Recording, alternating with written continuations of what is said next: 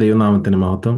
ആ, പിന്നെയും Boston prayer ലൈനിൽ നിങ്ങളോടൊപ്പം ആയിരിക്കാൻ ദൈവം സഹായിച്ച വലിയ കൃപകൾക്കായി ഞാൻ ദൈവത്തെ സ്തുതിക്കുന്നു, ദൈവത്തെ വാഴ്ത്തുന്നു. ഇന്നത്തെ വേദവചന ചിന്തയ്ക്കായി നമുക്ക് ഗലാത്യ ലേഖനം അതിൻ്റെ 1-ാം അധ്യായം 1 മുതൽ 10 വരെയുള്ള വാക്യങ്ങളാണ് ആ, നാം പഠിക്കാൻ ഉദ്ദേശിക്കുന്നത്. ആ, ആദ്യമായിട്ട് നമുക്ക് അതിൻ്റെ 6-ഉം 7-ഉം ഒന്ന് വായിക്കാം. ഗലാത്യ ലേഖനം ആ, 1-ാം അധ്യായം 6-ഉം 7-ഉം വാക്യങ്ങൾ. ഗലാത്യലേഖനം വായിക്കട്ടെ. യാ. ഗലാത്യലേഖനം 1-ാം അധ്യായം 6-ഉം 7-ഉം വാക്യങ്ങൾ. ക്രിസ്തുവിന്റെ കൃപയാൽ നിങ്ങളെ വിളിച്ചവനെ വിട്ട് നിങ്ങൾ ഇത്ര വേഗത്തിൽ വേറൊരു സുവിശേഷത്തിലേക്ക് മറിയുന്നത് കൊണ്ട് ഞാൻ ആശ്ചര്യപ്പെടുന്നു. അത് വേറൊരു സുവിശേഷം എന്നല്ല, ചിലർ നിങ്ങളെ കലക്കി ക്രിസ്തുവിന്റെ സുവിശേഷം മറിച്ചു കളവാൻ ഇച്ഛിക്കുന്നു എന്നത്രേ. ആമേൻ. അമ്മേ. Thank you aunty.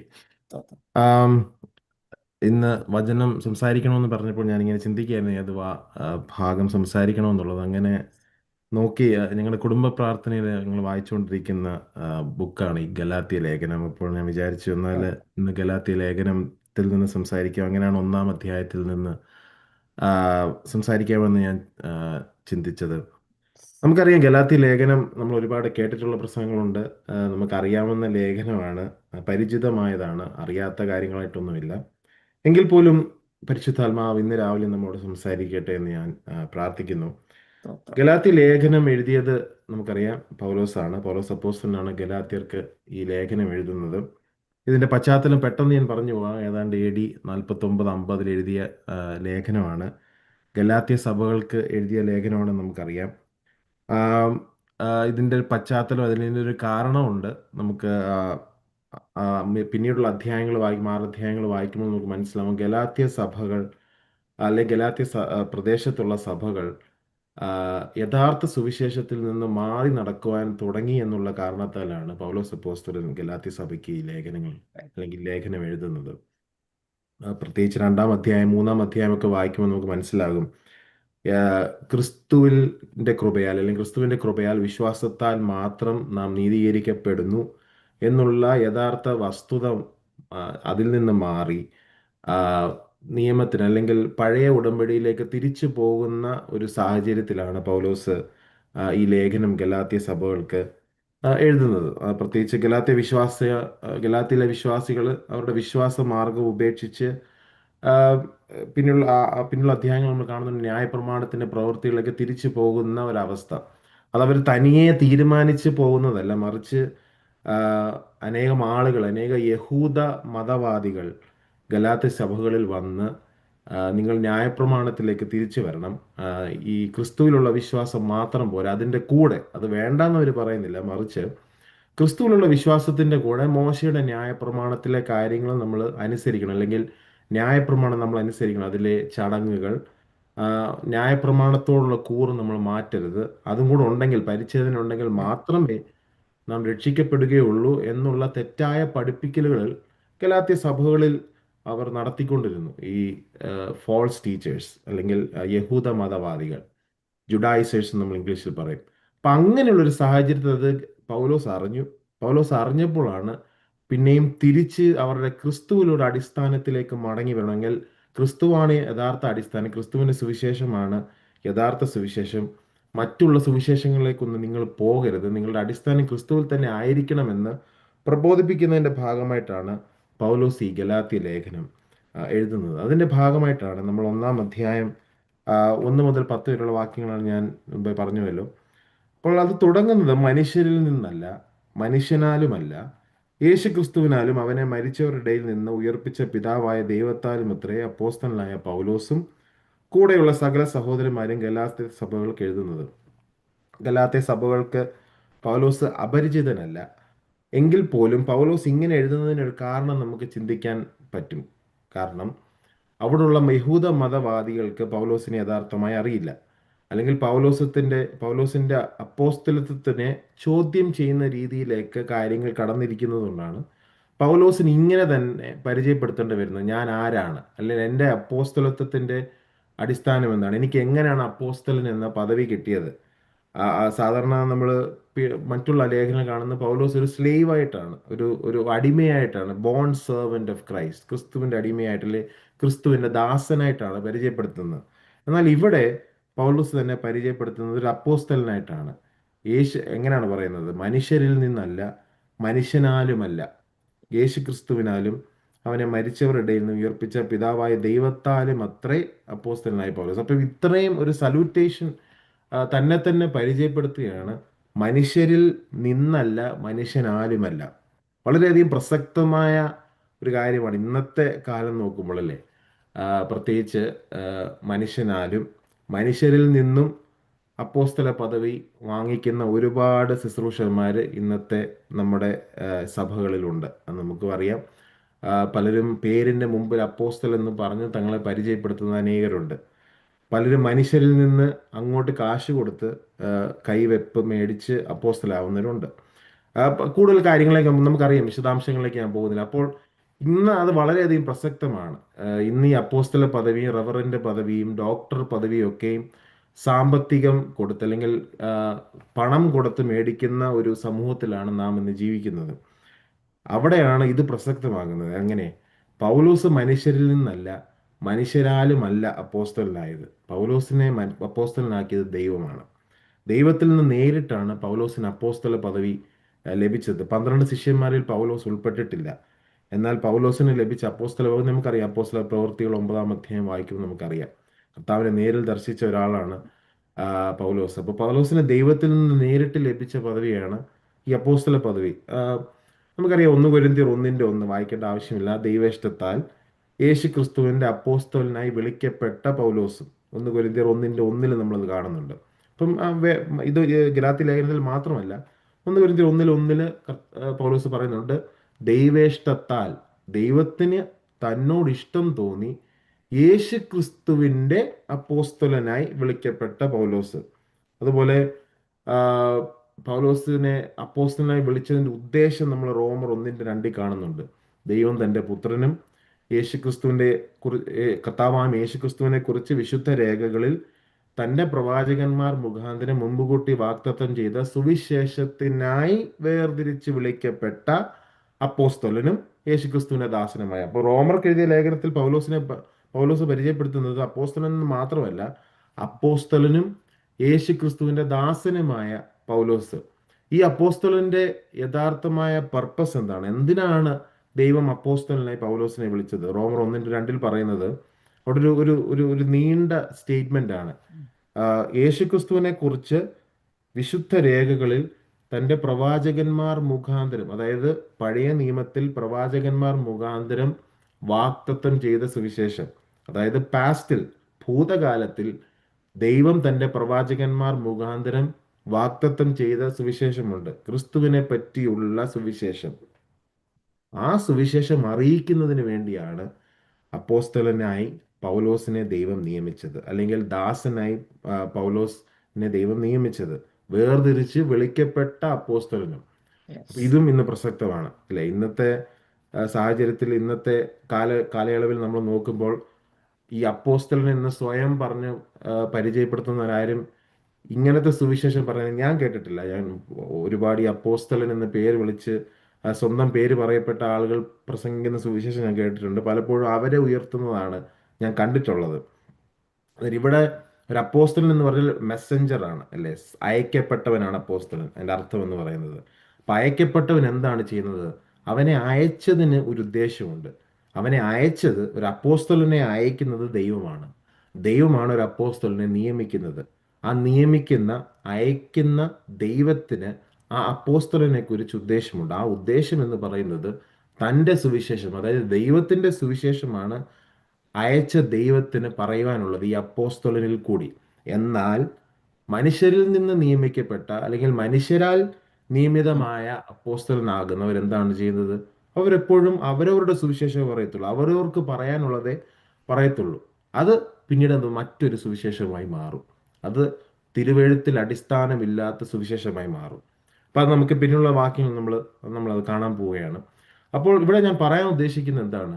1-ാം അധ്യായത്തിന് 1-ാം ലേഖനത്തിൽ പറയുന്ന പോലെ, 1-ാം വാക്യത്തിൽ പറയുന്ന പോലെ, മനുഷ്യരിൽ നിന്നല്ല, മനുഷ്യനാലുമല്ല. അപ്പം നമ്മൾ എപ്പോഴും ഇത് മനസ്സിലാക്കേണ്ട ഒരു കാര്യമാണ്. നമുക്കും ഒരു പദവി ലഭിക്കാൻ ഒരു സാഹചര്യം ഉണ്ടാവുകയാണെങ്കിൽ മനുഷ്യരിൽ നിന്നാണോ മനുഷ്യനാലാണോ എന്ന് നാം പരിശോധിക്കണം. നമുക്ക് ഈ ആത്മീയ ഗോളത്തിൽ പദവികൾ ലഭിക്കാൻ സാധ്യതയുണ്ട്. പണം കൊടുത്താണോ നമ്മൾ ആ പദവികൾ മേടിക്കുന്നത്? അത് മനുഷ്യരിൽ നിന്നാണോ, മനുഷ്യന്റെ പ്രസാദത്താലാണോ എന്നുള്ളത് നാം പരിശോധിക്കണം. പലരും ആ, ഇന്ന് അങ്ങനെയാണ് പദവികൾ ഈ ആത്മീയ ഗോളത്തിൽ മേടിക്കുന്നത്. അപ്പോൾ അത് നാം മനസ്സിലാക്കേണ്ട ഒരു കാര്യമാണ്. നമുക്ക് ലഭിക്കേണ്ട പദവികൾ ദൈവത്തിൽ നിന്നാണ് ലഭിക്കേണ്ടത്. നമുക്ക് ലഭിക്കേണ്ട പദവികൾ ദൈവമാണ് നൽകുന്നത്. നമ്മുടെ സ്ഥാനങ്ങൾ ദൈവം തീരുമാനിക്കും. ദൈവം നമുക്ക് തക്ക സമയത്ത് നൽകും. മനുഷ്യരിൽ നിന്നല്ല, മനുഷ്യരാലുമല്ല, അല്ലെങ്കിൽ മനുഷ്യരാലും ആകരുത് നമ്മുടെ പദവികൾ. അപ്പോൾ ഇവിടെ പൗലോസാണ് ഏറ്റവും വലിയ ഉദാഹരണം എന്ന് പറയുന്നത്. പൗലോസിന് ലഭിച്ച അപ്പോസ്തലൻ എന്ന പദവി മനുഷ്യരിൽ നിന്നല്ല, മനുഷ്യരാലുമല്ല, മറിച്ച് ദൈവത്തിൽ നിന്നാണ്. യേശുക്രിസ്തുവിനാലും അവനെ മരിച്ചവരുടെ ഇടയിൽ നിന്ന് ഉയർപ്പിച്ച പിതാവായ ദൈവത്താലും അത്രേ. ഇപ്പൊ ഇവിടെ പൗലോസ് പറയുന്ന ഒരു കാര്യം എന്ന് പറയുന്നത്, വെറുതെ ജസ്റ്റ് ദൈവത്തിൽ നിന്ന് ലഭിച്ചു എന്നല്ല. രണ്ട് വ്യക്തികളെയാണ് പൗലോസ് ഇവിടെ ചൂണ്ടിക്കാണിക്കുന്നത്. ആദ്യം യേശുക്രിസ്തുവിനെ, പിന്നെ പറയുന്നത് അവനെ, അതായത് യേശുക്രിസ്തുവിനെ മരിച്ചവരുടെ ഇടയിൽ നിന്ന് ഉയർപ്പിച്ച പിതാവായ ദൈവം. അപ്പൊ രണ്ട് പേരെ ആണ് പൗലോസ് പറയുന്നത്.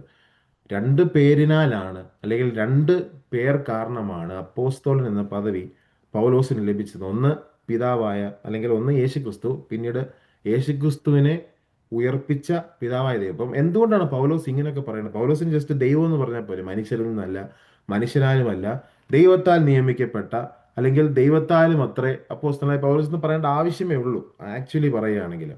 പക്ഷെ നമ്മൾ മനസ്സിലാക്കേണ്ട ഒരു കാര്യം, ഈ ഗലാത്യ സഭകൾ യഹൂദ മതവാദികൾ ഞാൻ മുമ്പേ പറഞ്ഞതുപോലെ ന്യായപ്രമാണത്തിലേക്ക് തിരിച്ചു പോകണമെന്ന് കടുംപിടുത്തത്താൽ നിൽക്കുകയാണ്. അപ്പം അങ്ങനെയുള്ളൊരു സാഹചര്യത്തിൽ, അങ്ങനെയൊരു അവസ്ഥയിൽ പൗലോസിന് ക്രിസ്തുവിനെ വീണ്ടും പരിചയപ്പെടുത്തേണ്ട ആവശ്യമുണ്ട്. ദൈവത്തിനെ വീണ്ടും പരിചയപ്പെടുത്തേണ്ട ആവശ്യമുണ്ട്. ആരാണ് പിതാവായ ദൈവം? ആരാണ് പുത്രനായ യേശു ക്രിസ്തു? പിതാവായ ദൈവം എന്താണ് ചെയ്തത്? പുത്രനായ യേശു ക്രിസ്തുവിനാൽ എങ്ങനെയാണ് നമുക്ക് രക്ഷ ലഭിച്ചത്?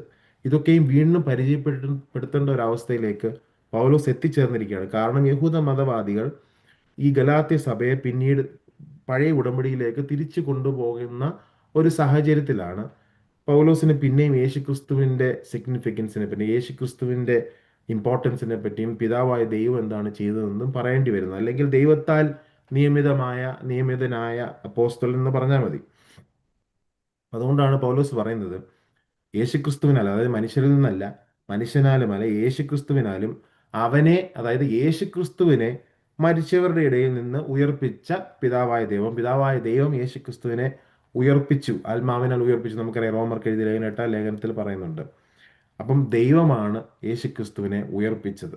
അപ്പം യേശുക്രിസ്തു മരിച്ചു എന്ന് മാത്രമല്ല, മരിച്ചിൽ നിന്ന് മരണത്തിൽ നിന്ന് ഉയർത്തെഴുന്നേറ്റു.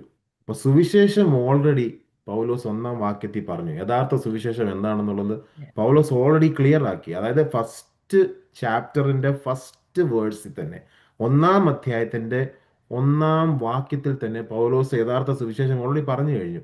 അതായത് പൗലോസ് ഇൻട്രൊഡ്യൂസ് ചെയ്യുന്നതിന് ഗോസ്പൽ പറഞ്ഞ യഥാർത്ഥ സുവിശേഷം പറഞ്ഞു കഴിഞ്ഞാൽ മരിച്ച് ഉയർത്തെഴുന്നേറ്റ യേശു ക്രിസ്തു, അല്ലേ? ദൈവത്താൽ ഉയർക്കപ്പെട്ട യേശു ക്രിസ്തു. ഓൾറെഡി ഗോസ്പൽ ക്ലിയർ ആണ്. പിന്നീട് എക്സ്പ്ലെയിൻ ചെയ്യേണ്ട കാര്യമില്ല. കാരണം ഓൾറെഡി 1-ാം അധ്യായത്തിന്റെ 1-ാം വാക്യത്തിന് പൗലോസ് പറഞ്ഞു, ഇതാണ് സുവിശേഷം. എന്താണ് സുവിശേഷം? കർത്താവായ യേശു ക്രിസ്തു മരിച്ചു, കർത്താവായ യേശു ക്രിസ്തു ഉയർത്തെഴുന്നേറ്റു. പിതാവായ ദൈവത്താലാണ് ഉയർത്തെഴുന്നേറ്റത്. ആ പിതാവായ ദൈവത്തിൽ നിന്നും യേശു ക്രിസ്തുവിൽ നിന്നുമാണ് എനിക്ക് അപ്പോസ്തല പദവി ലഭിച്ചത്. ആക്ച്വലി 1-ാം വാക്യത്തിൽ തന്നെ ഈ ഗലാത്യ ലേഖനം തീരേണ്ടതാണ്. കാരണം ഓൾറെഡി സുവിശേഷം പറഞ്ഞു കഴിഞ്ഞു. ഇനിയും അധികം എക്സ്പ്ലെയിൻ ചെയ്യേണ്ട കാര്യമില്ല. അപ്പം പൗലോസ് പറയുകയാണ്, യേശുക്രിസ്തുവിനാലും അവനെ മരിച്ചവരുടെ ഇടയിൽ നിന്ന് ഉയർപ്പിച്ച പിതാവായ ദൈവത്താലും അത്രേ അപ്പോസ്തലനായ പൗലോസും. അപ്പം നാം മനസ്സിലാക്കേണ്ട കാര്യം, മുമ്പേ പറഞ്ഞത് തന്നെ, മനുഷ്യരാലുമല്ല, മനുഷ്യരിൽ നിന്നുമല്ല പൗലോസിന് അപ്പോസ്തോലിക പദവി ലഭിച്ചത്, മറിച്ച് ക്രിസ്തു യേശുവിനാൽ, അല്ലെങ്കിൽ ക്രിസ്തു യേശുവിനാലും പിതാവായ ദൈവത്താലും അത്രേ പൗലോസിന് പദവി ലഭിച്ചത്. അപ്പോൾ ഈ പദവി പൗലോസിന് ലഭിച്ചതിന്റെ ഉദ്ദേശം ഈ 1-ാം വാക്യത്തിൽ പറഞ്ഞിരിക്കുന്ന സുവിശേഷം അറിയിപ്പാനാണ്, അത് പ്രസംഗിപ്പാനാണ്. അതുമൂലം അനേകർ വിശ്വാസത്തിലേക്ക് കടന്നു വരേണ്ടതിന് വേണ്ടിയാണ് പൗലോസിന് ഈ അപ്പോസ്തല പദവി ലഭിച്ചത്. അല്ലെങ്കിൽ അല്ലാതെ പൗലോസിന്റെ ജാട കാണിക്കാനോ പൗലോസ് ഒരു വലിയ ആളാണെന്ന് കാണിക്കാനോ ഒന്നുമല്ല, മറിച്ച് ദൈവത്തിന് ഒരൊറ്റ ഉദ്ദേശമേ ഉള്ളൂ. അത് കർത്താവിന്റെ മാറ്റമില്ലാത്ത നിർമ്മലമായ ഈ കൃപയുടെ സുവിശേഷം അറിയിക്കുക എന്നുള്ളത്. അത് പൗലോസിനെ ഭരമേൽപ്പിച്ചത് ദൈവമാണ്. പൗലോസിനെ ഭരമേൽപ്പിച്ചത് പൗലോസ് അല്ല. പൗലോസിനെ ഭരമേൽപ്പിച്ചത് അനന്യാസ് അല്ല, ശീലാസ് അല്ല, ബർന്നബാസ് അല്ല, അത് ദൈവമാണ്. അല്ലേ? അപ്പോൾ പൗലോസിന്റെ കൂട്ടുകാരല്ല. ഇന്നത്തെ ആത്മീയ ഗോളത്തിൽ കൂട്ടുകാരെ പിടിച്ച് അവരാൽ നിയമിതരായ അനേകർ അപ്പോസ്തലരുണ്ട്, അനേക ഡോകളുണ്ട്, അനേക ഡോക്ടേഴ്സ് ഉണ്ട്, അല്ലെ? അനേക റെവറൻറ്റുകളുണ്ട്, പാസ്റ്റേഴ്സ്മാരുണ്ട്. ഈ ഇന്നത്തെ ആത്മീയ ഗോളത്തിൽ നമുക്കറിയാം, റവറൻ്റ് എന്ന് വിളിക്കാത്ത കാരണം പിണങ്ങുന്ന പാസ്റ്റർമാരുണ്ട്. പാസ്റ്റർ ഡോക്ടർ എന്ന് വിളിക്കാത്തതിന് പിണങ്ങുന്ന പാസ്റ്റർമാരുണ്ട്. അല്ലെങ്കിൽ അപ്പോസ്റ്റൽ നിന്ന് അവരെ അഭിസംബോധന ചെയ്യാത്തതിന് ഇഷ്ടമില്ലാതെ ഇറങ്ങിപ്പോകുന്ന ശുശ്രൂഷകന്മാരുള്ള ഒരു കാലത്തിലാണ് നാം ജീവിക്കുന്നത്. അപ്പോൾ അവിടെ ഇതിൻ്റെ അഭിസംബോധനകളുടെ ആവശ്യമില്ല. ക്രിസ്തുവിൻ്റെ ദാസനായ പൗലോസ് എന്ന് പൗലോസ് തന്നെ പരിചയപ്പെടുത്തുന്നുണ്ട് പല ലേഖനങ്ങളിൽ. ഇവിടെ അപ്പോസ്തലൻ എന്ന് പരിചയപ്പെടുത്തേണ്ട ഒരു ആവശ്യമുണ്ട്. കാരണം യഹൂദ മതവാദികൾ ന്യായപ്രമാണത്തിലേക്ക് ഗലാത്യ സഭയെ കൊണ്ടുപോകുമ്പോൾ തൻ്റെ അപ്പോസ്തലിക പദവി എങ്ങനെയാണ് ലഭിച്ചതെന്നും തൻ്റെ ഉദ്ദേശം എന്താണെന്നും അറിയിക്കേണ്ട ഒരു ആവശ്യം പൗലോസിനുള്ളത് കൊണ്ടാണ് പൗലോസ് 1-ാം അധ്യായത്തിൻ്റെ 1-ാം ലേഖനത്തിൽ തന്നെ ഇങ്ങനെ പരിചയപ്പെടുത്തുന്നത്. ഓക്കെ, അതിൻ്റെ 2-ാം വാക്യം, കൂടെയുള്ള സകല സഹോദരന്മാരും ഗലാത്യ സഭകൾക്ക് എഴുതുന്നത്. അതായത് പൗലോസ് ആ, തന്നെ പരിചയപ്പെടുത്തുന്നതിന് കൂടെ പൗലോസ് പറയുകയാണ് കൂടെയുള്ള സകല സഹോദരന്മാരും ഗലാത്യ സഭകൾക്ക് എഴുതുന്നത്.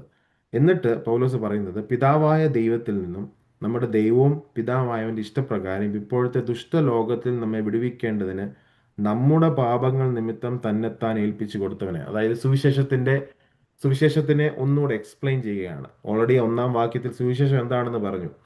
നമുക്കായി മരിച്ച് ഉയർത്തെഴുന്നേറ്റ യേശു ക്രിസ്തു, അതാണ് ഏറ്റവും വലിയ സുവാർത്ത എന്ന് പറയുന്നത്. പിന്നീട് പൗലോസ് എക്സ്പ്ലെയിൻ ചെയ്യാണ്. പൗലോസ് പിന്നീട് പറയണം എന്തിനാണ് കർത്താവ് മരിച്ചത്. കർത്താവിൻ്റെ മരണത്തിൻ്റെ കാരണം, അല്ലെങ്കിൽ കർത്താവിൻ്റെ മരണം എന്തിനു വേണ്ടിയായിരുന്നു, ആർക്ക് വേണ്ടിയായിരുന്നു എന്നുള്ളതാണ് 3-ാം അധ്യായത്തിൽ നമ്മൾ കാണുന്നത്. അപ്പോൾ 3-ാം വാക്യത്തിൽ നമ്മൾ കാണുന്നത്, അവിടെ പറയുന്നത്, പിതാവായ ദൈവത്തിൽ നിന്നും നമ്മുടെ ദൈവവും പിതാവുമായവൻ്റെ ഇഷ്ടപ്രകാരം, അല്ലേ?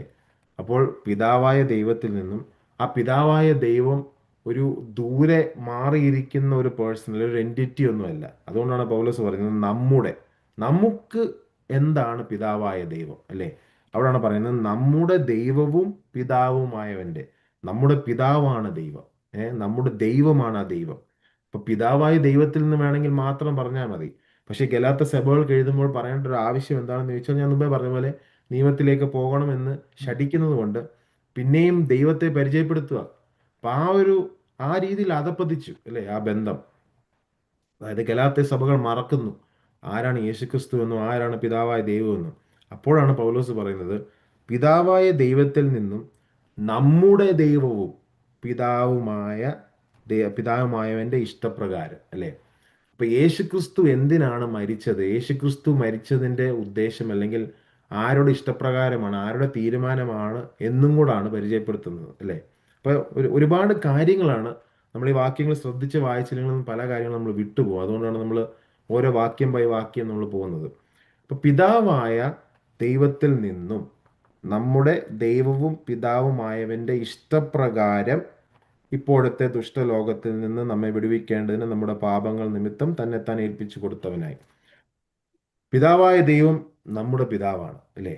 ദൈവവും പിതാവുമായവൻ, ഗോഡ് ദ ഫാദർ.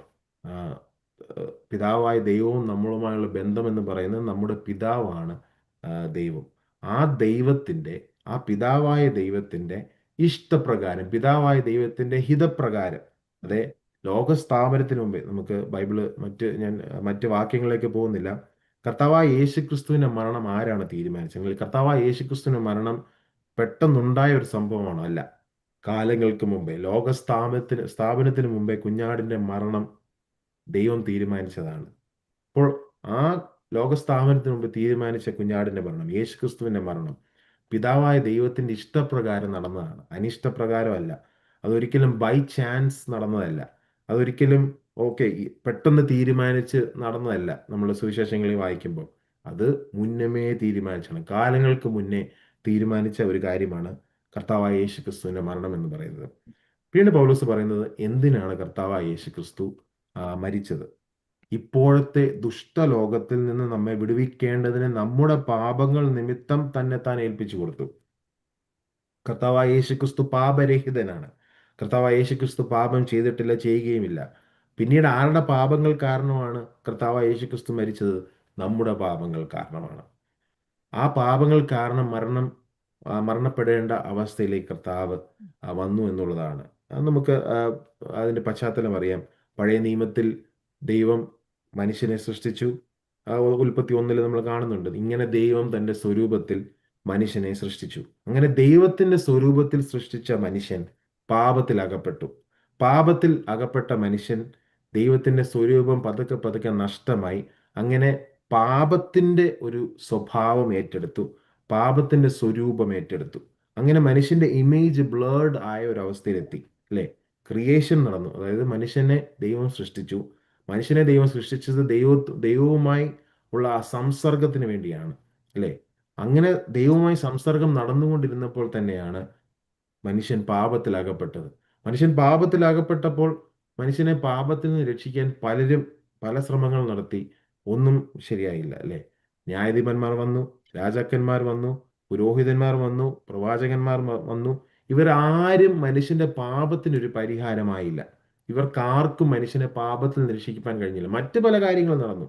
ഇപ്പോൾ മിസ്രൈമിൽ നിന്ന് മോശ ഇസ്രായേൽ ജനത്തെ വെടിവെച്ചു. കനാൻ ദേശത്തേക്ക് യോശുവ കൊണ്ടുവന്നു. മോശയ്ക്ക് എത്താൻ കഴിഞ്ഞില്ല. നമുക്ക് ഹിസ്റ്ററി, ചരിത്രം നമുക്കറിയാം. പക്ഷെ മോശയ്ക്ക് അവരുടെ പാപങ്ങളെ പരിഹരിക്കുവാൻ കഴിഞ്ഞില്ല. പിന്നീട് യാഗങ്ങളെ ദൈവം കൊടുത്തു. ഈ യാഗങ്ങൾക്ക് പാപത്തെ പരിഹരിക്കാൻ കഴിഞ്ഞില്ല. എല്ലാ വർഷവും യാഗം ചെയ്യേണ്ട അവസ്ഥ നമുക്ക് എബ്രായ ലേഖനം വായിക്കുമ്പോൾ അറിയാം.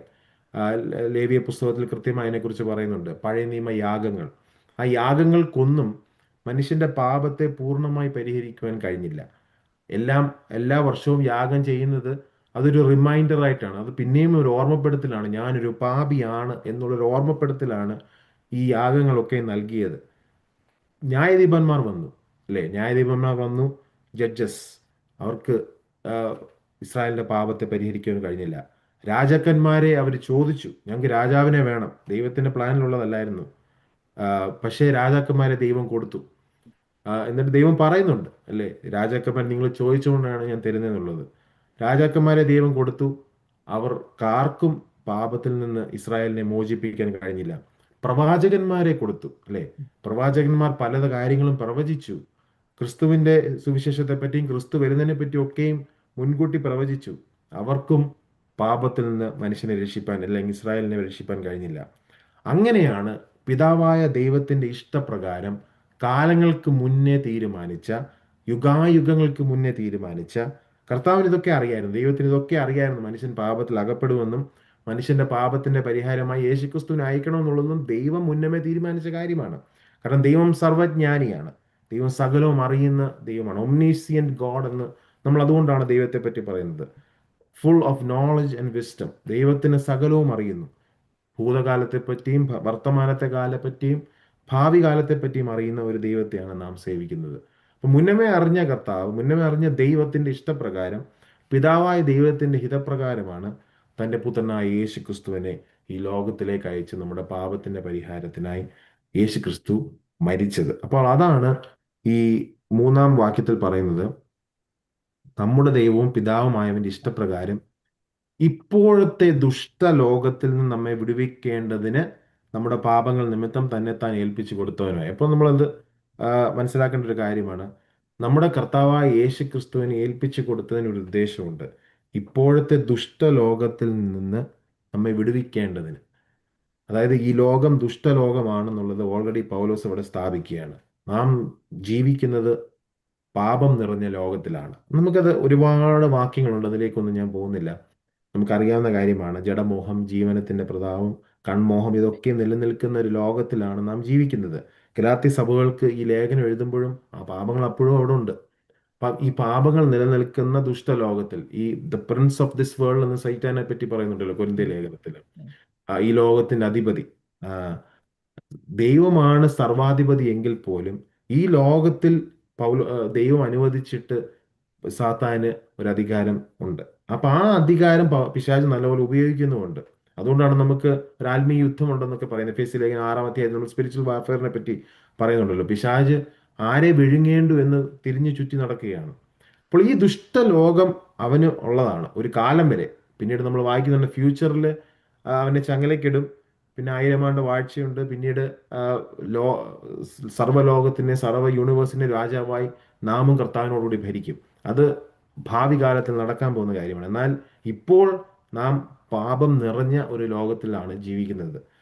ഗലാത്യ സഭകൾക്ക് പ്രത്യേകിച്ച് എഴുതുമ്പോൾ അവരെ ദുഷ്ടലോകത്തിൽ നിന്ന്, പാപലോകത്തിൽ നിന്ന് വിടുവിക്കുവാൻ വേണ്ടിയാണ് കർത്താവായ യേശു ക്രിസ്തു മരണം വരിച്ചത്. അതാണ് പറയുന്നത്, ഇപ്പോഴത്തെ ദുഷ്ടലോകത്തിൽ നിന്ന് നമ്മെ വിടുവിക്കേണ്ടതിന് നമ്മുടെ പാപങ്ങൾ നിമിത്തം തന്നെത്താൻ ഏൽപ്പിച്ചു കൊടുത്തിട്ടുണ്ട്. വളരെ ക്ലിയർ ആയിട്ട് പൗലോസ് പറയാണ്, ആ, നമ്മുടെ പാപങ്ങൾ നിമിത്തം തന്നെത്താൻ ഏൽപ്പിച്ചു കൊടുത്തു. അതായത് ദുഷ്ടലോകത്തിൽ നിന്ന് ആരെ വിടുവിക്കേണ്ടതിന്? നമ്മെ വിടുവിക്കുവാനാണ്. നാം തന്നെയാണ് പാപം ചെയ്യുന്നത്. അപ്പൊ നാം ചെയ്യുന്ന പാപത്തിൽ നിന്നാണ് നമ്മെ വിടുവിക്കുന്നത്. അപ്പോൾ പൗലോസ് ഇതിന്റെ എല്ലാം റെസ്പോൺസിബിലിറ്റിയും ഒക്കെ നമുക്കാണ്. നാം ആണ് പാപം ചെയ്യുന്നത്, നാം ആണ് പാപത്താൽ സ്വാധീനിക്കപ്പെടുന്നത്. ആ പാപം ചെയ്യുന്ന നമ്മെ വിടുവിക്കുവാനാണ് കർത്താവായ യേശു ക്രിസ്തു ഈ ലോകത്തിലേക്ക് വന്നത്. അല്ലെങ്കിൽ ദൈവം, പിതാവായ ദൈവം കർത്താവായ യേശു ക്രിസ്തുവിനെ ലോകത്തിലേക്ക് അയച്ചു. യോഹന്നാന്റെ സുവിശേഷം നമുക്കറിയാം 3:16, For God so loved the world that he gave his, ദൈവത്തിന്റെ തന്റെ ഏകജാതനായ പുത്രനിൽ വിശ്വസിക്കുവാൻ ആണ് അല്ലേ. അപ്പോൾ ദൈവത്തിന്റെ ആഗ്രഹം അതാണ്, തന്റെ ഏകജാതനായ പുത്രനിൽ വിശ്വസിക്കുന്ന നമ്മളെല്ലാം വിശ്വസിക്കണം എന്നുള്ളതാണ് പിതാവായ ദൈവത്തിന്റെ ആഗ്രഹം എന്ന് പറയുന്നത്. അതിനാണ് ദൈവം തന്റെ പുത്രനായ യേശു ക്രിസ്തുവിനെ ലോകത്തിലേക്ക് അയച്ചത്. അപ്പോൾ ഗലാത്യ സഭകളോട് പൗലോസ് പറയുമ്പോൾ പറയുകയാണ്, ഈ ലോകത്തിൽ കർത്താവായ യേശു ക്രിസ്തു കടന്നു വന്നത് നാം മരിക്കേണ്ടിയിരുന്ന ഒരു സാഹചര്യം ഉണ്ടായിരുന്നു അല്ലെ. നമ്മുടെ പാപങ്ങൾക്ക് നാം തന്നെ മരിക്കേണ്ടിയിരുന്ന ഒരു സാഹചര്യമുണ്ട്. കാരണം നാമാണ് പാപം ചെയ്തത്. ഈ പാപങ്ങൾക്ക് ഒരു പരിഹാരം എന്ന് പറയുന്ന യാഗമേ ഉള്ളൂ. നമുക്കത് എബ്രായ ലേഖനം വായിക്കും പറയാം, പഴയ നിയമത്തിൽ ലേവ്യ പുസ്തകം വായിക്കുമ്പോൾ നമുക്കറിയാം, യാഗങ്ങൾ, അതായത് രക്തം ചൊരിഞ്ഞിട്ടല്ലാതെ പാപങ്ങൾക്ക് പരിഹാരമില്ല. ഇല്ല. അപ്പോൾ പുതിയ നിയമത്തിലേക്ക് കടന്നു വരുമ്പോൾ നമുക്കറിയാം, ആട്ടുകൊറ്റനെയും കോലാട്ടുകൊറ്റനെയും പശുക്കിടാങ്ങളെയും ഒന്നും അല്ല യാഗത്തിൽ നാം അർപ്പിക്കുന്നത്, മറിച്ച് ക്രിസ്തു എന്ന പരമയാഗം, ഏക പരമയാഗം ക്രിസ്തുവാണ്. സ്വന്തം ജീവനെ നൽകി യാഗമായി തീർന്ന കർത്താവ്, ആ പാപപരിഹാര യാഗമായി തീർന്നത് കർത്താവാണ് അല്ലേ. നമ്മുടെ പെസഹ കുഞ്ഞാട് നമുക്ക് വേണ്ടി അറുക്കപ്പെട്ടു. അപ്പോൾ നമുക്ക് പിന്നീട് ഈ ഒരു ആട്ടുകൊറ്റനെ അർപ്പിക്കേണ്ട ആവശ്യമില്ല, ഒരു പശുക്കിടാവിനെ അർപ്പിക്കേണ്ട ആവശ്യമില്ല, ഒരു ഒരു കുറുപ്രാവിനെ അർപ്പിക്കേണ്ട ആവശ്യമില്ല. കാരണം പഴയ ഉടമ്പടി ഓൾറെഡി നീക്കി കർത്താവ്. കർത്താവ് പഴയ ഉടമ്പടി നീക്കിയിട്ടാണ് പുതിയ ഉടമ്പടിയിലേക്ക് നമ്മെ കൊണ്ടെത്തിച്ചിരിക്കുന്നത്. അതായത് തൻ്റെ പരമയാഗത്താൽ, തൻ്റെ ക്രൂശ് മരണത്താൽ ആണ് നമ്മെ പുതിയ ഉടമ്പടിയിലേക്ക്, ഈ ന്യൂ കവനന്റിലേക്ക് കർത്താവ് നമ്മെ എത്തിച്ചത്. അപ്പോൾ അങ്ങനെ നമ്മെ എത്തിച്ച കർത്താവ് അല്ലേ, ആ കർത്താവ് നമ്മെ വിടുവിപ്പാനാണ്. എന്തിൽ നിന്ന്? പാപത്തിൽ നിന്ന് നമ്മെ വിടുവിപ്പാനാണ്. കാരണം നാം ചെയ്യുന്ന പാപങ്ങൾ നിമിത്തം നാം പാപികളായി തീർന്നിരിക്കുകയാണ്. നാം പാപത്തിലാണ് ഉരുവായത് അല്ലേ. സങ്കീർത്തനത്തിൽ നമ്മൾ കാണുന്നുണ്ട്, പാപത്തിൽ എൻ്റെ അമ്മ എന്നെ ഗർഭം ധരിച്ചു അല്ലേ. അപ്പം നാം പാപത്തിൽ ഉരുവാകുന്ന ആ മനുഷ്യരെ പാപത്തിൽ നിന്ന് വിടുവിപ്പാൻ, പാപത്തിൽ നിന്ന് രക്ഷിപ്പാൻ കർത്താവായ യേശു ക്രിസ്തു നമുക്ക് വേണ്ടി മരിച്ചു. ഇപ്പോഴത്തെ ദുഷ്ടലോകത്തിൽ നമ്മെ വിടുവിക്കേണ്ടതിന് നമ്മുടെ പാപങ്ങൾ നിമിത്തം തന്നെത്താൻ ഏൽപ്പിച്ചു കൊടുത്തവനായി എന്നാണ് പൗലോസ് കർത്താവിനെ കുറിച്ച് പറയുന്നത്. റോമക്കെഴുതിയ ലേഖനം 4-ാം അധ്യായം 25-ാം വാക്യം പറയുന്നുണ്ട്, നമ്മുടെ കർത്താവായ യേശുവിനെ മരിച്ചവരിൽ നിന്ന് ഉയർപ്പിച്ചവനിൽ വിശ്വസിക്കുന്ന നമുക്കും കണക്കിടുവാനുള്ളതാകയാൽ തന്നെ. അതായത് നീതീകരണത്തെ പറ്റിയാണ് പറയുന്നത് അവിടെ, റോമർ 4:25. അതായത് നമ്മുടെ he was raised for our justification എന്നാണ് ഇംഗ്ലീഷിൽ പറയുന്നത്. നമ്മുടെ നീതീകരണത്തിന് വേണ്ടിയാണ് കർത്താവായ യേശു ക്രിസ്തു മരണത്തിൽ നിന്ന് പുനരുത്ഥാനം ചെയ്തത്. ഉയർപ്പിച്ചവനിൽ വിശ്വസിക്കുന്ന നമുക്കും കണക്കിടുവാനുള്ളതാകയാൽ തന്നെ അല്ലേ. ആ റൈച്ചസ്നെസ്, ആ നീതി നമുക്ക് കണക്കിട്ടത് എങ്ങനെയാണ്? വിശ്വാസത്താലാണ്. വിശ്വാസത്താലാണ് നീതീകരണം. ഗലാത്യ ലേഖനത്തിലും പ്രധാനമായ ഒരു സബ്ജക്റ്റ് എന്ന് പറയുന്നത് വിശ്വാസത്താലുള്ള നീതീകരണമാണ്. നമ്മൾ 2:16 വായിക്കുന്നുണ്ട്. അതുപോലെ തീത്തോസിന്റെ ലേഖനം 2:14, അവൻ നമ്മെ സകല അധർമ്മത്തിൽ നിന്നും വീണ്ടെടുത്ത് സൽപ്രവൃത്തികളിൽ ശുഷ്കാന്തിയുള്ളൊരു സ്വന്തം ജനമായി തനിക്ക് ശുദ്ധീകരിക്കേണ്ടതിന് തന്നെത്താൻ നമുക്ക് വേണ്ടി കൊടുത്തു അല്ലേ. അപ്പം കൃത്യമായിട്ട് പൗലോസ് തീത്തോസിന്റെ ലേഖനത്തിലും പറയുന്നുണ്ട്, സകല അധർമ്മത്തിൽ നിന്നും വീണ്ടെടുത്ത് സൽപ്രവൃത്തികളിൽ ശുഷ്കാന്തിയുള്ള ഒരു സ്വന്തം ജനമായി തനിക്ക് ശുദ്ധീകരിക്കേണ്ടതിന് തന്നെ നമുക്ക് വേണ്ടി കൊടുത്തു. അവിടെ കുറച്ചുകൂടെ ക്ലിയർ ആയിട്ട് പൗലോസ് പറയുന്നുണ്ട്, സകല അധർമ്മത്തിൽ നിന്നും, അല്ലെങ്കിൽ ഈ ദുഷ്ടലോകത്തിൽ നിന്നും. അതിന് വേറൊരു ട്രാൻസ്ലേഷനാണ് തീത്തോസ് 2:14 പറയുന്നത്, സകല അധർമ്മത്തിൽ നിന്നും, സകല പാപത്തിൽ നിന്നും, from all iniquities, from all transgressions, from all since, സകല അധർമ്മത്തിൽ നിന്ന് വീണ്ടെടുത്ത് സൽപ്രവൃത്തികളിൽ ശുഷ്കാന്തിയുള്ളവർ. അതായത് നമുക്ക് എഫ് ലേഖനം 2:10 നമ്മൾ കൃത്യമായിട്ട് കാണുന്നുണ്ട്, വി ആർ ഗോഡ്സ് വർക്ക്മാൻഷിപ്പ് അല്ലേ. അപ്പം നമ്മെ വീണ്ടെടുത്തത് വെറുതെ ഇരിക്കാനല്ല, മറിച്ച് സൽപ്രവൃത്തികളിൽ മുഴുകുവാനാണ്. അധർമ്മത്തിൽ നമ്മെ വിടുവിച്ചു, അധർമ്മത്തിൽ നമ്മെ വീണ്ടെടുത്തു, ശരിയാണ്. അധർമ്മത്തിൽ നിന്ന് വീണ്ടെടുത്തത് വെറുതെ അല്ല, മറിച്ച് നമുക്കൊരു ഉത്തരവാദിത്വമുണ്ട്. നമ്മുടെ ഉത്തരവാദിത്വം എന്ന് പറയുന്നത് സൽപ്രവൃത്തികളിൽ ശുഷ്കാന്തി കാണിക്കുന്നവരായി തീരണം അല്ലേ. നമുക്ക് ശുഷ്കാന്തി ഉണ്ടോ എന്ന് നാം നമ്മെ തന്നെ ഒന്ന് പരിശോധിക്കണം. ശരിയാണ്, നമുക്കറിയാവുന്ന കാരണം കർത്താവ് നമുക്ക് വേണ്ടി മരിച്ചു ഉയർക്കപ്പെട്ടു, നമ്മൾ എപ്പോഴും കേൾക്കുന്ന കാര്യമാണ്. എന്നാൽ എന്തിനു വേണ്ടിയാണ് നമ്മെ രക്ഷിച്ചത്? സൽപ്രവൃത്തികളിൽ ശുഷ്കാന്തിയുള്ള ഒരു സ്വന്തം ജനമായി തനിക്ക് ശുദ്ധീകരിക്കേണ്ടതിന് തന്നെത്താൻ നമുക്ക് വേണ്ടി കൊടുത്തു. അപ്പോൾ നാം നമ്മെ തന്നെ ഇൻവോൾവ് ചെയ്യേണ്ടത്, നാം നമ്മെ പൊന്നെ തന്നെ സെവൻ active ഓ ക്ലോക്ക് ആക്കേണ്ടത്, നാം മനസ്സിലാക്കേണ്ടത് സൽപ്രവൃത്തികളിൽ പൊന്നെ 7 ശുഷ്കാന്തിയുള്ളൊരു o'clock. സ്വന്തം ജനമായി തനിക്ക് ശുദ്ധീകരിക്കേണ്ടതിനാണ് കർത്താവ് നമുക്ക് വേണ്ടി യാഗമായി തീർന്നത്. അപ്പോൾ സൽപ്രവൃത്തികളിൽ നാം ശുഷ്കാന്തി ഉള്ളവരായിരിക്കണം എന്ന് നാം മനസ്സിലാക്കണം. ആ സൽപ്രവൃത്തികളിൽ ശുഷ്കാന്തി ഉള്ളൊരു ജനമായിട്ടാണ് ദൈവം നമ്മെ തിരഞ്ഞെടുത്തത്. ദൈവം നമ്മെ മുന്നമേ ലോകസ്ഥാപനത്തിൽ നമ്മൾ തിരഞ്ഞെടുത്തത് നമ്മളെ മക്കളാക്കി, അവകാശികളാക്കി, നമുക്ക് നമ്മെ രാജകീയ പുരോഹിത വർഗമൊക്കെ ആക്കിയ സത്യമാണ്. എന്നാൽ നമുക്കൊരു റെസ്പോൺസിബിലിറ്റി, നമുക്കൊരു ഉത്തരവാദിത്വമുണ്ട്.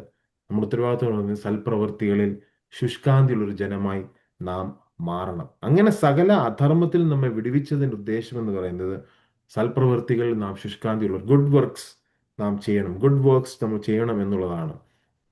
അപ്പോൾ അത് നാം മനസ്സിലാക്കി വേണം നമ്മുടെ ക്രിസ്തീയ ജീവിതം ഇവിടെ കഴിപ്പാൻ.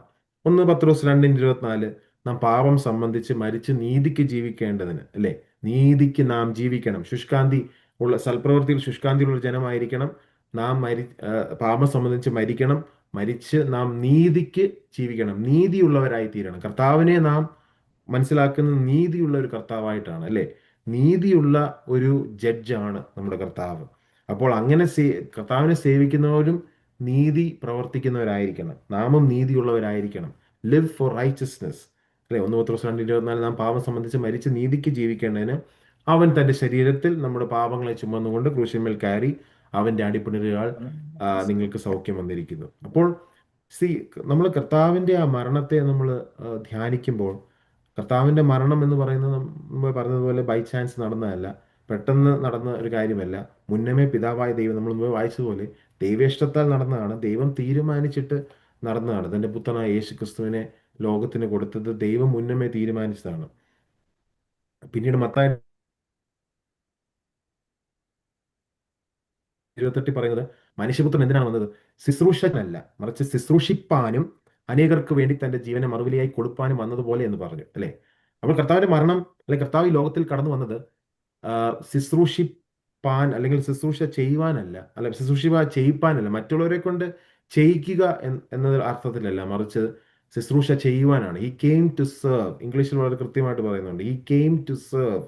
മറ്റുള്ളവരെ കൊണ്ട് ചെയ്യിപ്പിക്കുക എന്നുള്ളതല്ല അല്ലേ.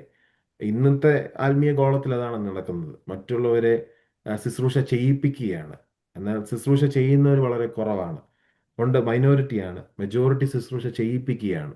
എന്നാൽ കർത്താവ് യേശുക്രിസ്തുവാണ് നമ്മുടെ ഏറ്റവും വലിയ മോഡൽ എന്ന് പറയുന്നത്. He came to serve. നമ്മളെക്കുറിച്ചുള്ള ദൈവത്തിൻ്റെ ഉദ്ദേശം എന്ന് പറയുന്നത് നമ്മളും സെർവ് ചെയ്യണം, മറ്റുള്ളവരെ സെർവ് ചെയ്യണം, മറ്റുള്ളവർക്ക് നാം ശുശ്രൂഷ ചെയ്തു കൊടുക്കുന്നവരായി തീരണം. നമ്മൾ അവരെ കൊണ്ട് ചെയ്യിപ്പിക്കുകയല്ല, മറിച്ച് നാം ചെയ്യുന്നവരായിരിക്കണം.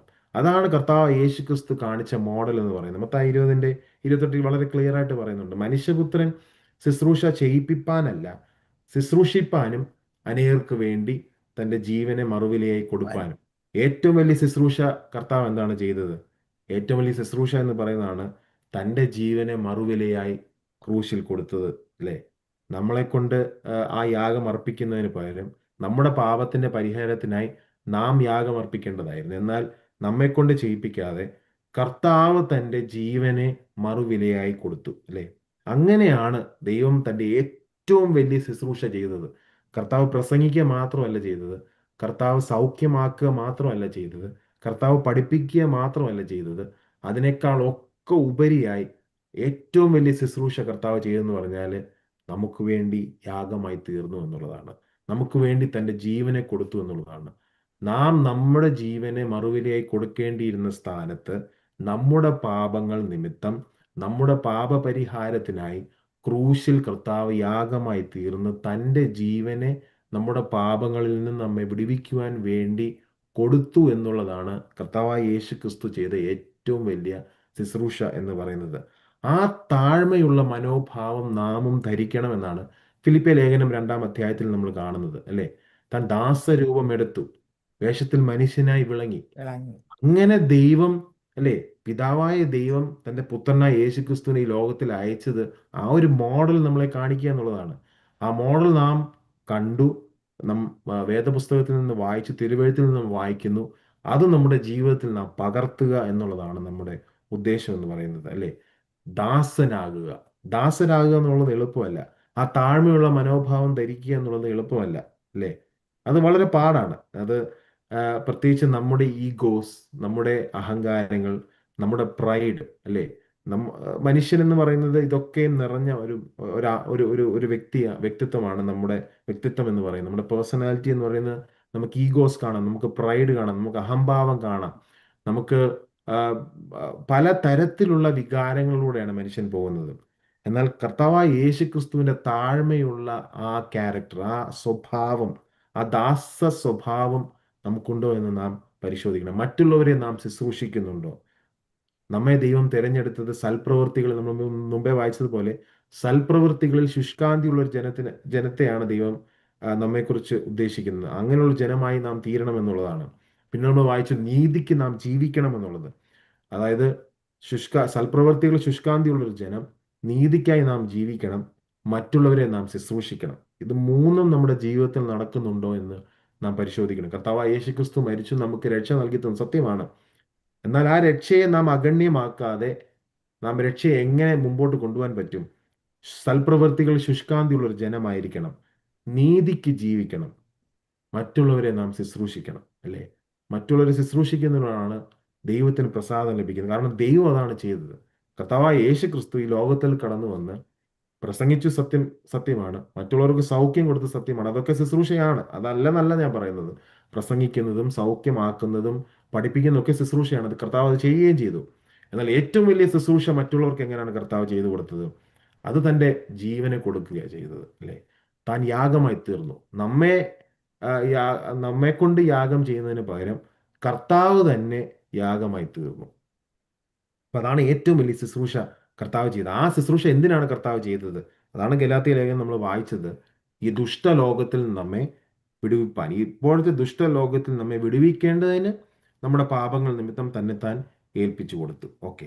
എന്നിട്ട് 4-ാം വാക്യത്തിൽ പറയാം, നമ്മുടെ കർത്താവായ യേശു ക്രിസ്തുവിൽ നിന്നും നിങ്ങൾക്ക് കൃപയും സമാധാനവും ഉണ്ടാകട്ടെ. അപ്പൊ പൗലോസിന്റെ ഒരു പ്രാർത്ഥനയാണ്. എപ്പോഴും നമുക്ക് എല്ലാ ലേഖനത്തിലും നമ്മൾ കൃത്യമായി കാണുന്ന, ആശീർവാദത്തിലും ഒക്കെ നമ്മൾ കാണുന്നതാണ് ഈ പൗലോസിന്റെ ഈ പ്രയോഗം. എന്താണ്? Grace and peace to you, അല്ലേ? നമ്മുടെ കർത്താവായ യേശു ക്രിസ്തുവിൽ നിന്ന് നിങ്ങൾക്ക് കൃപയും സമാധാനവും ഉണ്ടാകട്ടെ. ചിലപ്പോൾ അത് ലേഖനത്തിന്റെ ആദ്യമായിരിക്കും, ചിലപ്പോൾ അത് ലേഖനത്തിന്റെ അവസാനമായിരിക്കും. പൗലോസ് എന്നാലും കൃത്യമായിട്ട് എല്ലാ ലേഖനത്തിലും പറയുന്ന ഒരു കാര്യമാണ്. പൗലോസിന്റെ ഒരു പ്രാർത്ഥനയാണ്. ബോസ്റ്റൺ പ്രയർ ലൈനിൽ നമ്മൾ പൗലോസിന്റെ പ്രാർത്ഥനകളെ പറ്റി പഠിക്കുന്നുണ്ടല്ലോ. അപ്പം പൗലോസിന്റെ ഒരു പ്രാർത്ഥനയാണ് നിങ്ങൾക്ക്, അതായത് പൗലോസ് ആർക്കാണോ ഈ ലേഖനങ്ങൾ എഴുതുന്നത് അവർക്ക് യേശു ക്രിസ്തുവിന്റെ കൃപയും സമാധാനവും ഉണ്ടാകട്ടെ. Grace and peace be to you from God, അല്ലെ, ഫ്രം ജീസസ് ക്രൈസ്റ്റ്. എന്തുകൊണ്ടാണ്? അതായത് പൗലോസിന്റെ പ്രാർത്ഥനയാണ് ഇവർക്കിടയിൽ സമാധാനം ഉണ്ടായിരിക്കണമെന്നുള്ളത്, ഇവർക്കിടയിൽ ദൈവത്തിന്റെ കൃപ ഉണ്ടായിരിക്കണമെന്നുള്ളത്. കൃപയില്ലാതെ നമുക്ക് ജീവിക്കാൻ പറ്റില്ല. ഗ്രേസ് എന്നുള്ള വാക്ക്, കൃപ എന്ന വാക്ക് പല പ്രാവശ്യം നമ്മൾ ഈ ഗലാത്യ ലേഖനത്തിൽ കാണുന്നുണ്ട്. അത് പൗലോസിന്റെ ഒരു ഡീഫോൾട്ട് ആയിട്ടുള്ള പ്രാർത്ഥനയാണ്. ആർക്ക് പൗലോസ് ലേഖനം എഴുതിയാലും കർത്താവായ യേശു ക്രിസ്തുവിൽ നിന്നുള്ള കൃപയും സമാധാനവും നിങ്ങൾക്ക് ഉണ്ടാകട്ടെ എന്നുള്ളത് പൗലോസിന്റെ ഒരു പ്രാർത്ഥനയാണ്. അപ്പോൾ ആ പ്രാർത്ഥന തന്നെയാണ് പൗലോസ് ഇവിടെയും പറയുന്നത്. കർത്താവായ യേശു ക്രിസ്തുവിൽ നിന്ന് നിങ്ങൾ കൃപയും സമാധാനം ഉണ്ടാകട്ടെ. എന്നിട്ട് പറയുന്നത് അവൻ എന്നേക്കും മഹത്വം. മഹത്വം ആർക്കാണ്? മഹത്വം ദൈവത്തിനാണ്. ആമേൻ. അപ്പൊ പൗലോസിന്റെ പ്രാർത്ഥന വളരെ ഷോർട്ടായിട്ടുള്ള പ്രെയറാണ്. കൃപയും സമാധാനവും നിങ്ങൾക്കുണ്ടാകട്ടെ. മറ്റ് വേറൊരു കാര്യമെന്ന് പറയുന്നത് അവൻ എന്നേക്കും മഹത്വം ഉണ്ടാകട്ടെ. നമുക്ക് റോമർക്ക് എഴുതിയ ലേഖനം 11:36 നമ്മൾ കാണുന്നുണ്ട്, സകലവും അവനിൽ നിന്നും അവനാലും അവങ്കലേക്കും ആകുന്നുവല്ലോ, അവൻ എന്നേക്കും മഹത്വം. ആമേൻ. അപ്പൊ എന്തുകൊണ്ടാണ് നാം ദൈവത്തിന് മഹത്വം അർപ്പിക്കുന്നത്? അതിന്റെ കാരണമാണ് റോമർക്ക് എഴുതിയ ലേഖനം 11:36 നമ്മൾ കാണുന്നത്. എന്തുകൊണ്ട് നാം ദൈവത്തിന് മഹത്വം അർപ്പിക്കുന്നു? കാരണം അറിയത്തില്ലേ, നമ്മൾ ഇന്ന് പഠിക്കുകയാണ്. സകലവും അവനിൽ നിന്നും അവനാലും അവങ്കലേക്കുമാകുന്നുവല്ലോ, അല്ലേ? എവ്രിതിങ്, എവ്രി സിംഗിൾ തിങ്, അല്ലേ? സർവാധിപത്യമുള്ള ഒരു ദൈവത്തെയാണ് നാം സേവിക്കുന്നത്. ആ സകലവും, എല്ലാ കാര്യങ്ങളും, ഈ ഭൂമിയിലെ കാര്യങ്ങളും സ്വർഗത്തിലെ കാര്യങ്ങളും എല്ലാം അവനിൽ നിന്നും അവനാലും അവങ്കലേക്കും, അല്ലേ? From him, by him and for him, right? From him, by him and for him. അവനിൽ നിന്നും അവനാലും അവങ്കലേക്കുമാകുന്നുവല്ലോ. എല്ലാ മഹത്വം അതുകൊണ്ടാണ് നാം ദൈവത്തിന് അർപ്പിക്കുന്നത്. എല്ലാം, എവ്രി സിംഗിൾ തിങ്, അല്ലേ? നമുക്ക് ചിന്തിക്കാൻ പറ്റുന്നതും നമ്മുടെ ചിന്തയിൽ ഒതുങ്ങാത്തതുമായ എല്ലാം അവനിൽ നിന്നാണ്, അവനാലാണ്. ദൈവമാണ് സൃഷ്ടിച്ചത്, ദൈവത്തിൽ നിന്നാണ് വന്നത്. അവസാനം ആ മഹത്വം ദൈവത്തിങ്കിലേക്കാണ് പോകുന്നത്. ഇതെല്ലാം ദൈവത്തിന് വേണ്ടിയാണ് ദൈവം സൃഷ്ടിച്ചത്, അല്ലേ? ദൈവമാണ് സൃഷ്ടിച്ചത്, ദൈവത്താലാണ് സൃഷ്ടിച്ചത്, ദൈവത്തിന് വേണ്ടിയാണ് സൃഷ്ടിച്ചത്. നമ്മെ ദൈവം സൃഷ്ടിച്ചത് ദൈവത്തിന് വേണ്ടിയാണ്, അല്ലേ? സകലവും അവനിൽ നിന്നും അവനാലും അവങ്കലേക്കുമാകുന്നുവല്ലോ, അവൻ എന്നേക്കും മഹത്വം. ആമേൻ. അപ്പോൾ നാം ദൈവത്തിന് മഹത്വം അർപ്പിക്കുന്നതിന്റെ കാരണങ്ങളും നമ്മൾ എപ്പോഴും മനസ്സിലാക്കേണ്ട ഒരു കാര്യമാണ്. എന്തിനാണ് നാം ദൈവത്തിന് മഹത്വം അർപ്പിക്കുന്നത്? സത്യമാണ്, ദൈവം നമ്മെ രക്ഷിച്ചു, നമ്മെ ദൈവം വീണ്ടെടുത്തു. പക്ഷെ അതിനൊക്കെ ഉപരിയായി ഹീസ് എ സോവറിൻ ഗോഡ്, സർവാധിപത്യമുള്ള ഒരു ദൈവമാണ്, അല്ലേ? ദൈവം സർവജ്ഞാനിയാണ്, സർവശക്തനാണ്, സർവവ്യാപിയാണ്, സകലത്തെയും അറിയുന്ന ഒരു ദൈവമാണ്. എല്ലാ മഹത്വം അതുകൊണ്ട് ദൈവത്തിനാണ് പോകേണ്ടത്. ദൈവമാണ് സർവാധിപത്യം ഉള്ള ഒരേ ഒരാൾ എന്ന് പറയുന്നത്. മറ്റാർക്കും ദൈവത്തിൻ്റെ അത്രയും സർവാധിപത്യം ഇല്ല, അല്ലേ? അവനാലും അവനിൽ നിന്നും അവനാലും അവങ്കിലേക്കും പോകുന്നുവല്ലോ, അവൻ എന്നേക്കും മഹത്വം. അപ്പൊ ദൈവത്തിനെ നാം കാണേണ്ടത് ശരിയാണ്. ദൈവം നമ്മുടെ അടുത്ത് നിൽക്കുന്ന ആളാണ്. ദൈവം നമ്മുടെ കർത്താവ് നമ്മുടെ പ്രാണപ്രിയനാണ്, നമ്മുടെ നാഥനാണ്. പിതാവായ ദൈവം നമ്മുടെ പിതാവാണ്. നമ്മൾ ട്രാൻസെൻഡൻസിനെ പറ്റി, ഇമിനൻസിയെ പറ്റിയൊക്കെ പഠിക്കുന്നുണ്ട്. ദൂരെയുള്ള ദൈവവും അടുത്ത് നിൽക്കുന്ന ദൈവവും. ദൈവത്തിന് രണ്ട് പ്രകൃതമുണ്ട്. ദൈവം സ്വർഗത്തിൽ വസിക്കുന്ന ദൈവമാണ്. അതേ ദൈവം നമ്മുടെ അടുത്ത്, നമ്മുടെ ഹൃദയത്തിലുള്ള ഒരു കർത്താവിനെയുമാണ് നമ്മൾ സേവിക്കുന്നത്, അല്ലേ? അതായത് ഫാർ ആൻഡ് നിയർ ഗോഡ് എന്ന് നമ്മൾ പറയുന്നത്. He's far and he's also near. അവൻ ദൂരെയുമാണ്, അവൻ സമീപസ്ഥനുമാണ്. ആ ദൈവം എന്ന് പറയുന്നത് സർവാധിപത്യമുള്ള ദൈവമാണ്. ഹീസ് എ സോവറിൻ ലോർഡ്, അല്ലേ? അപ്പം സകലത്തെയും ഭരിക്കുന്നത് ദൈവമാണ്.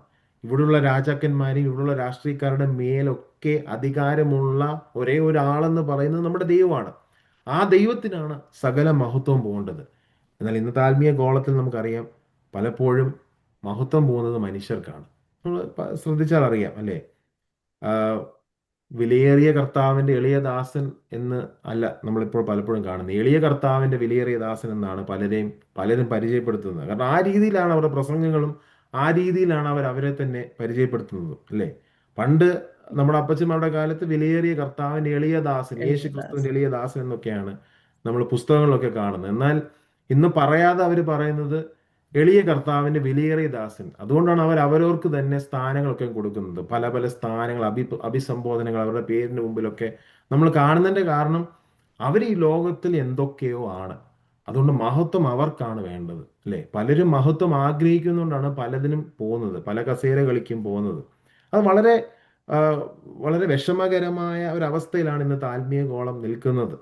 അപ്പോൾ അവിടെയാണ് ഇത് വളരെ പ്രസക്തമാകുന്നത്. അപ്പം ഗലാത്യ ലേഖനം നമ്മൾ പഠിക്കുമ്പോൾ ഇതൊക്കെ വളരെ പ്രസക്തമാണ്. ഇന്നത്തെ നമ്മുടെ ആത്മീയ ഗോളത്തെ പറ്റി നാം ചിന്തിക്കുമ്പോൾ, അല്ല, നമ്മൾ ഗലാത്യ ലേഖനം ഗലാത്യ സഭകൾക്ക് എഴുതി അവര് വിശ്വാസത്താലുള്ള നീതീകരണത്തിൽ വിശ്വസിച്ചില്ല, അവർ പഴയ ഉടമ്പടിയിലേക്ക് പോയി, അതുകൊണ്ടാണ് എഴുതിയത്. നമുക്കിത് പ്രസക്തമല്ല എന്നുള്ളതല്ല. ഇതിലെ ഓരോ വാക്യങ്ങളും നമുക്കും പ്രസക്തമാണ്. ഗലാത്യ ലേഖനം, എല്ലാ ലേഖനവും 66 പുസ്തകങ്ങളും നമുക്ക് പ്രസക്തമാണ്. അതുകൊണ്ടാണല്ലോ നമ്മൾ തിരുവഴുത്തിൽ വിശ്വസിക്കുന്നത്. എന്നാൽ നമ്മൾ ഇപ്പോൾ പഠിക്കുന്നത് ഗലാത്യ ലേഖനമായതുകൊണ്ട് ഞാൻ പറയുകയാണ്, ഗലാത്യ ലേഖനവും നമുക്ക് പ്രസക്തമാണ്. അത് ഗലാത്യ സഭകൾക്ക് മാത്രമുള്ളതല്ല, യഹൂദന് മാത്രമുള്ളതല്ല, അവിടെയുള്ള ജാതിയന് മാത്രമല്ല, നമുക്കും അത് പ്രസക്തമാകുന്നത് ഇതിലെ ഓരോ വാക്യങ്ങളിലെ ഓരോ വാക്കുകളും വായിക്കുമ്പോഴാണ് നമുക്കതിൻ്റെ പ്രസക്തി മനസ്സിലാകുന്നത്. സകല മഹത്വവും അവനുള്ളതാണ്, അല്ലേ? അപ്പം അതാണ് 5-ാം വാക്യത്തിൽ പറയുന്നത്, അവന് എന്നേക്കും മഹത്വം, ആമീൻ, അല്ലേ? ഗലാത്യ സഭയോട് പറയുമ്പോൾ യഹൂദ മതവാദികൾ അവിടെ ഉണ്ട്. മഹത്വം അവർക്കല്ല പോകുന്നത്, മഹത്വം മോശയ്ക്കല്ല പോകുന്നത്, മഹത്വം ന്യായപ്രമാണത്തിനല്ല പോകുന്നത്, മഹത്വം ദൈവത്തിനുള്ളതാണ്, അല്ലേ? മഹത്വം ദൈവത്തിന് മാത്രമുള്ളതാണ്. ഇന്നത്തെ കാലത്തും അത് പ്രസക്തമാണ്. നമ്മെ ശുശ്രൂഷിച്ചവർ ഒരുപാട് പേരുണ്ടായിരിക്കാം. നമുക്ക് അറിയാവുന്ന ഒരുപാട് ആളുകൾ, ഒരുപാട് സ്ഥാനമുള്ളവർ കാണാം, സ്ഥാനമില്ലാത്തവർ കാണാം. പക്ഷെ നാം ക്രിസ്തീയ ജീവിതത്തിൽ, നമ്മുടെ ആത്മീയ ജീവിതത്തിൽ നാം മനസ്സിലാക്കേണ്ടത് മഹത്വം ദൈവത്തിന് മാത്രമായിരിക്കണം. മഹത്വം വേറെ ആർക്കും പോകരുത്. അങ്ങനെ മഹത്വം എടുക്കാൻ സമ്മതിക്കുകയും അരുത്. മഹത്വം ദൈവത്തിന് മാത്രമായിരിക്കണം. നമ്മുടെ ആരാധന ദൈവത്തിന് മാത്രമായിരിക്കണം. നമ്മുടെ സ്തുതി ദൈവത്തിന് മാത്രമായിരിക്കണം. മറ്റുള്ളവർക്ക്, മനുഷ്യരിലേക്കല്ല നമ്മുടെ സ്തുതി പോകേണ്ടത്, മനുഷ്യരിലേക്കല്ല നമ്മുടെ പ്രശംസ പോകുന്നത്. നമ്മുടെ പ്രശംസ ക്രൂശിൽ മാത്രമാണ്, അല്ലേ? നമുക്ക് പ്രശംസിപ്പാൻ ക്രൂശ് മാത്രമേ ഉള്ളൂ. നമ്മെ ദുഷ്ടലോകത്ത്, നമ്മൾ മുമ്പേ വായിച്ചതുപോലെ, ദുഷ്ടലോകത്ത് നമ്മെ വീണ്ടെടുത്തത് കർത്താവാണ്. തൻ്റെ ജീവനെ നൽകി. ആ കർത്താവിനാണ് നമ്മുടെ സകല മഹത്വവും പുകഴ്ചയും പോകുന്നത്. അപ്പോൾ പൗലോസ് പറയുന്നത് അവൻ എന്നേക്കും മഹത്വം. ആമേൻ. അപ്പൊ ഇത്രയും ഇൻട്രോ ആണ്. എന്നിട്ടാണ് നമ്മൾ ഇന്ന് വായിച്ച വാക്യം, 6-ാം വാക്യം. ക്രിസ്തുവിന്റെ കൃപയാൽ നിങ്ങളെ വിളിച്ചവനെ വിട്ട് നിങ്ങൾ ഇത്ര വേഗത്തിൽ വേറൊരു സുവിശേഷത്തിലേക്ക് മറിയുന്നത് കൊണ്ട് ഞാൻ ആശ്ചര്യപ്പെടുന്നു. അത് വേറൊരു സുവിശേഷം എന്നല്ല, ചിലർ നിങ്ങളെ കലക്കി ക്രിസ്തുവിന്റെ സുവിശേഷം മറിച്ച് കളവാൻ ഇച്ഛിക്കുന്നു എന്നത്രേ, അല്ലേ? അപ്പോൾ പൗലോസ് രണ്ട് കാര്യങ്ങളാണ് ഈ 6-ലും 7-ലും പറയുന്നത്. അപ്പോൾ നമ്മൾ ഓൾറെഡി പശ്ചാത്തലം നമ്മൾ കണ്ടു. 1 മുതൽ 5 വരെയുള്ള വാക്യങ്ങൾ നമ്മൾ വായിച്ചു കണ്ടു. അപ്പം എന്നിട്ട് പൗലോസ് ഇനി വളരെ കൃത്യമായ കാര്യത്തിലേക്ക് കിടക്കുകയാണ്, അല്ലെ? ഇതിന്റെ സത്ത എന്ന് പറയുന്ന കാര്യം എന്താണ് പൗലോസ് ഇവിടെ പറയാൻ ഉദ്ദേശിക്കുന്ന ഈ ലേഖനത്തിൽ? അതാണ് പറയുന്നത്, ക്രിസ്തുവിന്റെ കൃപയാൽ നിങ്ങളെ വിളിച്ചവനെ വിട്ട്. ഓൾറെഡി സുവിശേഷം എന്തുവാന്ന് പറഞ്ഞു, അല്ലെ? 1-ാം വാക്യത്തില് നമ്മൾ കണ്ടു എന്താണ് സുവിശേഷം എന്നുള്ളത്.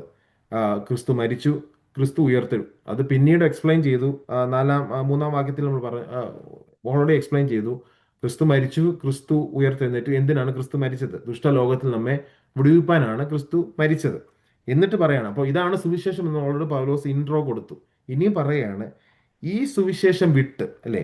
ക്രിസ്തുവിന്റെ കൃപയാൽ നിങ്ങളെ വിളിച്ചവനെ വിട്ട്. അതായത് ക്രിസ്തുവിന്റെ കൃപയാൽ ഗലാത്യ സഭകളെ വിളിച്ചത് ദൈവമാണ്, അല്ലെ? ദൈവമാണ്. By the grace of Jesus Christ, ക്രിസ്തുവിന്റെ കൃപയാലാണ് ദൈവം നമ്മെ വിളിച്ചത്. അതായത് നമുക്ക്, ഞാൻ മുമ്പേ പറഞ്ഞ പോലെ, പ്രശംസിപ്പാനോ പുകഴുവാനോ ഒന്നുമില്ല. കൃപയാലാണ് നമുക്ക് ഈ വിളി ലഭിച്ചത്, അല്ലെ? ദൈവത്തിൽ നിന്നുള്ള വിളി ലഭിച്ചത് കൃപയാലാണ്. അത് നാം മനസ്സിലാക്കണം. ദൈവത്തിൽ നിന്നല്ലാതെ അല്ല നമുക്ക് വിളി ലഭിച്ചത്. ദൈവത്തിൽ നിന്നാണ് നമുക്ക് ആ വിളി ലഭിച്ചത്. ആ വിളി ലഭിച്ചത് യേശു ക്രിസ്തുവിന്റെ കൃപയാലാണ്. പലപ്പോഴും നമ്മളത് മറന്നു പോകാറുണ്ട്. നമ്മൾ പറയാറില്ലെങ്കിൽ പോലും കൃപയാലാണ് നാം നിൽക്കുന്നത്, കൃപയാലാണ് നമുക്ക് രക്ഷ ലഭിച്ചത് എന്നുള്ളത് നമ്മൾ പലപ്പോഴും മറന്നു പോകാറുണ്ട്. എന്നാൽ നാം മനസ്സിലാക്കേണ്ടത്, എപ്പോഴും ഓർമ്മിക്കേണ്ട, നമ്മളെ തന്നെ ഓർമ്മിപ്പിക്കേണ്ട ഒരു കാര്യമാണ്, ക്രിസ്തുവിന്റെ കൃപയാലാണ് നമുക്ക് ആ വിളി ലഭിച്ചത്. എന്നിട്ട് പൗലോസ് പറയാണ്, കൃപയാൽ നിങ്ങളെ വിളിച്ചു ദൈവം, അല്ലേ? ആ വിളിച്ചവനെ വിട്ടിട്ട് നിങ്ങളിപ്പോൾ എന്തുവാ ചെയ്യുന്നത് ഇത്ര വേഗത്തിൽ, അല്ലേ? അപ്പോൾ ഇവരുടെ രക്ഷയും പൗലോസ് ഈ എഴുതുന്ന ലേഖനത്തിന്റെ സമയവും തമ്മിൽ അധികം കാലം ഇല്ല, അധികം സമയമില്ല. പെട്ടെന്ന്, അതുകൊണ്ടാണ് ഇത്ര വേഗത്തിൽ എന്ന് പറയുന്നത്. ഇവർ രക്ഷിക്കപ്പെട്ടു. ഇവർ രക്ഷിക്കപ്പെട്ട് കഴിഞ്ഞാൽ വളരെ വേഗത്തിൽ തന്നെ ഇവര് പിന്നീട് പിന്മാറുന്ന ഒരു അവസ്ഥയിലേക്ക് പോവുകയാണ്. അതുകൊണ്ടാണ് ഇത്ര വേഗത്തിൽ എന്ന് പറയുന്നത്. അത് എത്ര മാസമോ എത്ര വർഷമോ നമുക്കറിയത്തില്ല. ചിലപ്പോൾ ഒരു വർഷമായിരിക്കും, ചിലപ്പോൾ ചില മാസങ്ങളായിരിക്കാം. ആ ഒരു കാലയളവിലാണ് ഇവർ ഇത്ര വേഗത്തിൽ തിരിച്ച് ന്യായപ്രമാണത്തിലേക്ക് പോകുവാൻ തുടങ്ങുന്നത്, അല്ലേ? പോയിട്ടില്ല, അതാണ് നമ്മൾ 7-ാം വാക്യത്തിൽ വായിച്ചത്. പോവാൻ തുടങ്ങുന്നു. അതുകൊണ്ടാണ് പൗലോസ് പറയുന്നത്, നിങ്ങളെ വിളിച്ചവനെ വിട്ട് നിങ്ങൾ ഇത്ര വേഗത്തിൽ വേറൊരു സുവിശേഷത്തിലേക്ക് മറിയുന്നത് കൊണ്ട്. അതായത് അവരിങ്ങനെ ഈ എക്സാക്ട്ലി നാടൻ ഭാഷയെ പറഞ്ഞ കയ്യാലപ്പുറത്തെ തേങ്ങ എന്ന അവസ്ഥയിലാണ്, അല്ലേ? ഇങ്ങോട്ടും മറിയാം, ഇങ്ങോട്ടും മറിയാം. അപ്പം അതൊരു പ്രത്യേക അവസ്ഥയാണ്. അതായത് ഉറപ്പില്ല എപ്പോഴും.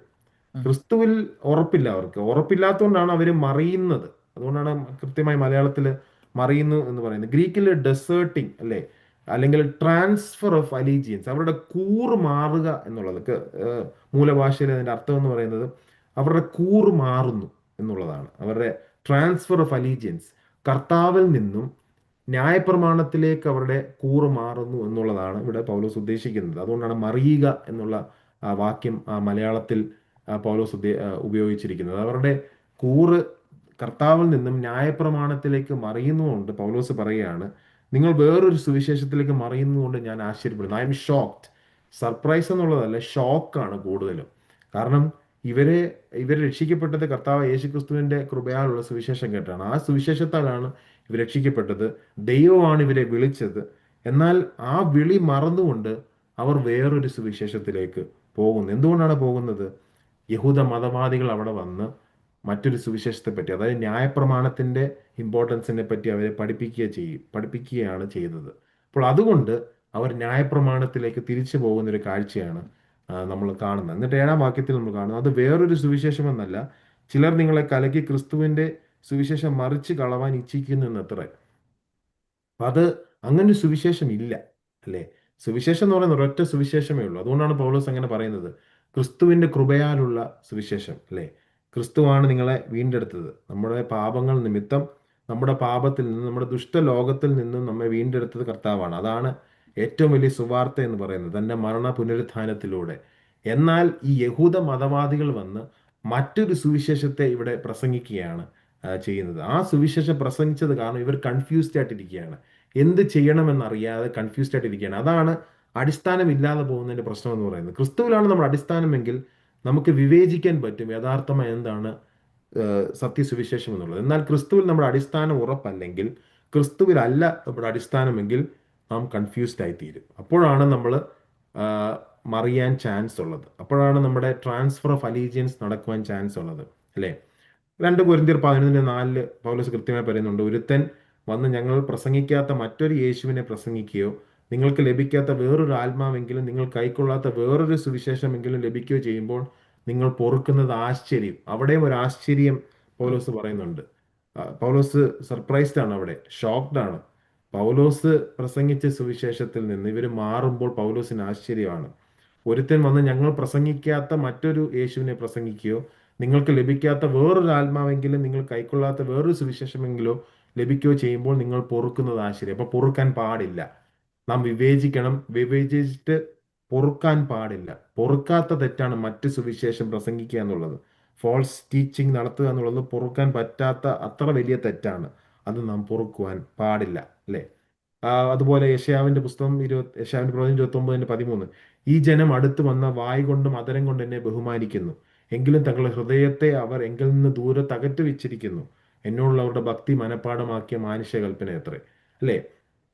അപ്പോൾ മറ്റൊരു സുവിശേഷം പ്രസംഗിക്കുമ്പോൾ നമുക്കുണ്ടാകുന്ന മാറ്റമാണ് ഇവിടെ കാണുന്നത്. അതരം കൊണ്ട് വായ് കൊണ്ട് നമ്മൾ ബഹുമാനിക്കും സ്റ്റിൽ. കാരണം മറ്റൊരു സുവിശേഷം എന്ന് പറയുന്നത് ഇപ്പം ഈ ഗലാത്യ സഭയോടുള്ള ബന്ധത്തിൽ യേശു ക്രിസ്തു പ്ലസ് മോസസ് എന്നുള്ളതാണ്. അതായത് ക്രിസ്തുവിന്റെ ഗ്രേസ് വേണം, പ്ലസ് അതിൻ്റെ കൂടെ നമ്മൾ ന്യായപ്രമാണം ആഡ് ചെയ്യണം, എന്നാലേ നമുക്ക് രക്ഷ ലഭിക്കത്തുള്ളൂ. ആ സ്റ്റിൽ നമുക്ക് അതരം കൊണ്ട് ദൈവത്തെ ബഹുമാനിക്കാൻ പറ്റും. അതരം കൊണ്ട് നമ്മൾ വായുകളെ തുറന്ന് നമ്മൾ സ്തുതിക്കും, നമ്മൾ വലിയ പ്രകടനമൊക്കെ നടത്തും ഞായറാഴ്ച യോഗത്തിനൊക്കെ പോകുമ്പോൾ. പക്ഷെ നമ്മുടെ ഹൃദയം ദൈവത്തിൽ നിന്ന് ദൂരെയായിരിക്കാം, അല്ലെങ്കിൽ ദൂരെ ആയിരിക്കും. അങ്ങനെയാണെങ്കിൽ ക്രിസ്തുവിലല്ല നമ്മുടെ അടിസ്ഥാനമെങ്കിൽ നമ്മുടെ ഹൃദയം കർത്താവിൽ നിന്ന് മാറിയിരിക്കും. അതാണ് അതിൻ്റെ ഏറ്റവും വലിയ സിംറ്റം എന്ന് പറയുന്നത്. നമ്മൾ വാഗൊണ്ട് പിന്നെയും നമ്മുടെ ആരാധനയൊക്കെ ഭയങ്കര ആരാധനാ പ്രകടനങ്ങളൊക്കെ കാണും, നമ്മുടെ ചർച്ചിൽ ഭയങ്കര പ്രകടനങ്ങൾ കാണും, മറ്റുള്ളവർ മുമ്പിൽ പ്രകടനങ്ങൾ കാണും. എന്നാൽ നമ്മുടെ ഹൃദയം ദൈവത്തിൽ നിന്ന് മാറിയായിരിക്കും, ഹൃദയം ദൈവത്തിൽ നിന്ന് ദൂരെയായിരിക്കും, അല്ലേ? അങ്ങനെ അകറ്റി വെച്ചിരിക്കുന്നു. എന്നോടുള്ള അവരുടെ ഭക്തി മനപാഠമാക്കിയ മാനുഷ്യകൽപ്പന എത്രേ.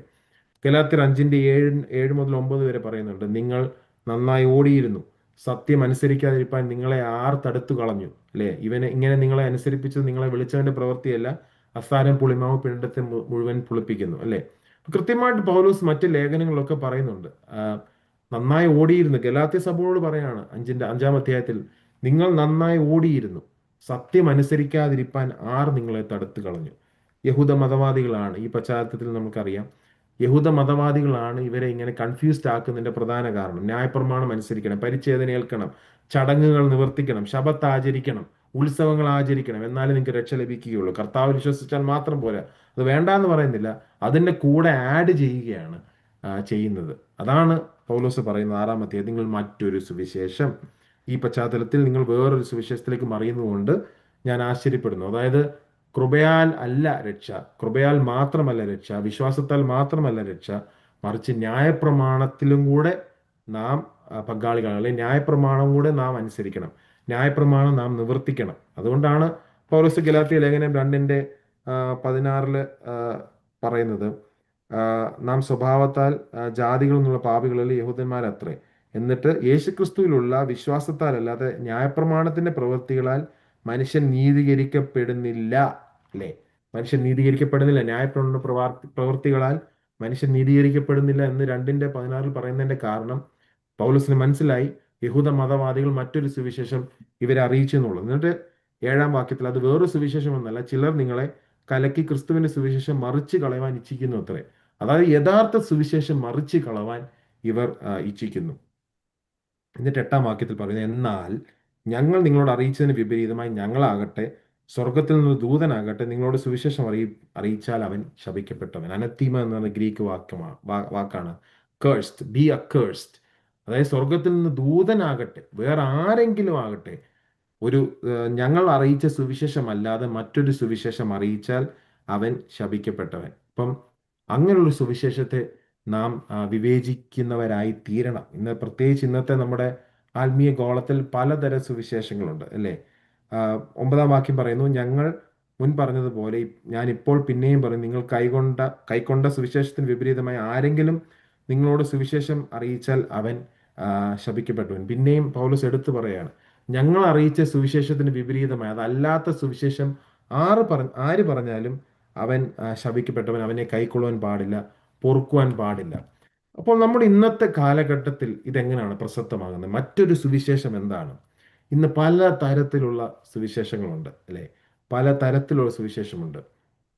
ചില സുവിശേഷം ഞാൻ കണ്ട, അല്ലെങ്കിൽ ഞാൻ കണ്ട ചില സുവിശേഷങ്ങൾ മാത്രം പറഞ്ഞ് നമുക്കിത് അവസാനിപ്പിക്കാം. ഇന്ന് മറ്റൊരു സുവിശേഷം എന്ന് പറഞ്ഞാൽ ന്യായപ്രമാണത്തിന്റെ പ്രവൃത്തിയിലേക്ക് തിരിച്ചു പോകാനൊന്നും ആരും പറയുന്നില്ല. കാരണം ഇന്നത്തെ നമ്മുടെ ഒരു പശ്ചാത്തലം അതല്ല. ഇന്നത്തെ പല സുവിശേഷങ്ങൾ എന്ന് പറയുന്നത്, ഒന്ന് നമുക്കറിയാം സമൃദ്ധിയുടെ സുവിശേഷം. വളരെ വളരെ നമുക്കറിയാവുന്ന കാര്യമാണ് സമൃദ്ധിയുടെ സുവിശേഷം എന്ന് പറയുന്നത്. അതായത് കർത്താവിനെ പിൻപറ്റിയാൽ നിങ്ങൾക്ക് ജീവിതത്തിൽ സമൃദ്ധി ലഭിക്കും, അല്ലേ? നിങ്ങളുടെ രോഗങ്ങൾക്ക് സൗഖ്യം ലഭിക്കും. അപ്പം ജീവിതം ഒരു സമൃദ്ധി നിറഞ്ഞ ഒരു ജീവിതമാണ് നമുക്ക് ദൈവം പ്രതിനിധാനം ചെയ്യുന്നത്. സുവിശേഷം കൊണ്ട് നമുക്ക് ഈ ലോകത്തിൽ സമൃദ്ധി ലഭിക്കും എന്നുള്ള പഠിപ്പിക്കലുകൾ നടക്കുന്ന ഒരു കാലത്തിലാണ് നാം ജീവിക്കുന്നത്. അപ്പോൾ സമൃദ്ധിയുടെ സുവിശേഷം വളരെയധികം പ്രസക്തമാണ്. ഒരുപാട് പ്രാസംഗികർ നമ്മുടെ പെന്തിക്കോസ്ത് ഗോളത്തിൽ പോലും പറയാതെ പറയുന്ന സമൃദ്ധി പ്രസംഗങ്ങളുണ്ട്, അല്ലേ? അനുഗ്രഹങ്ങൾ മാത്രം പ്രതിനിധാനം ചെയ്യുന്ന സുവിശേഷമുണ്ട്. കർത്താവ് നമുക്ക് വേണ്ടി മരിച്ചത് നമ്മുടെ രോഗത്തെ മാറ്റുവാനും, നമുക്ക് കാറ് ലഭിക്കാനും, വീട് ലഭിക്കാനും, നമ്മുടെ സകല ജീവിതത്തിന്റെ സമസ്ത മേഖലകളിലും സമൃദ്ധി ലഭിക്കുവാനുമാണ് എന്ന് പ്രസംഗിക്കുന്ന അനേകരുണ്ട്.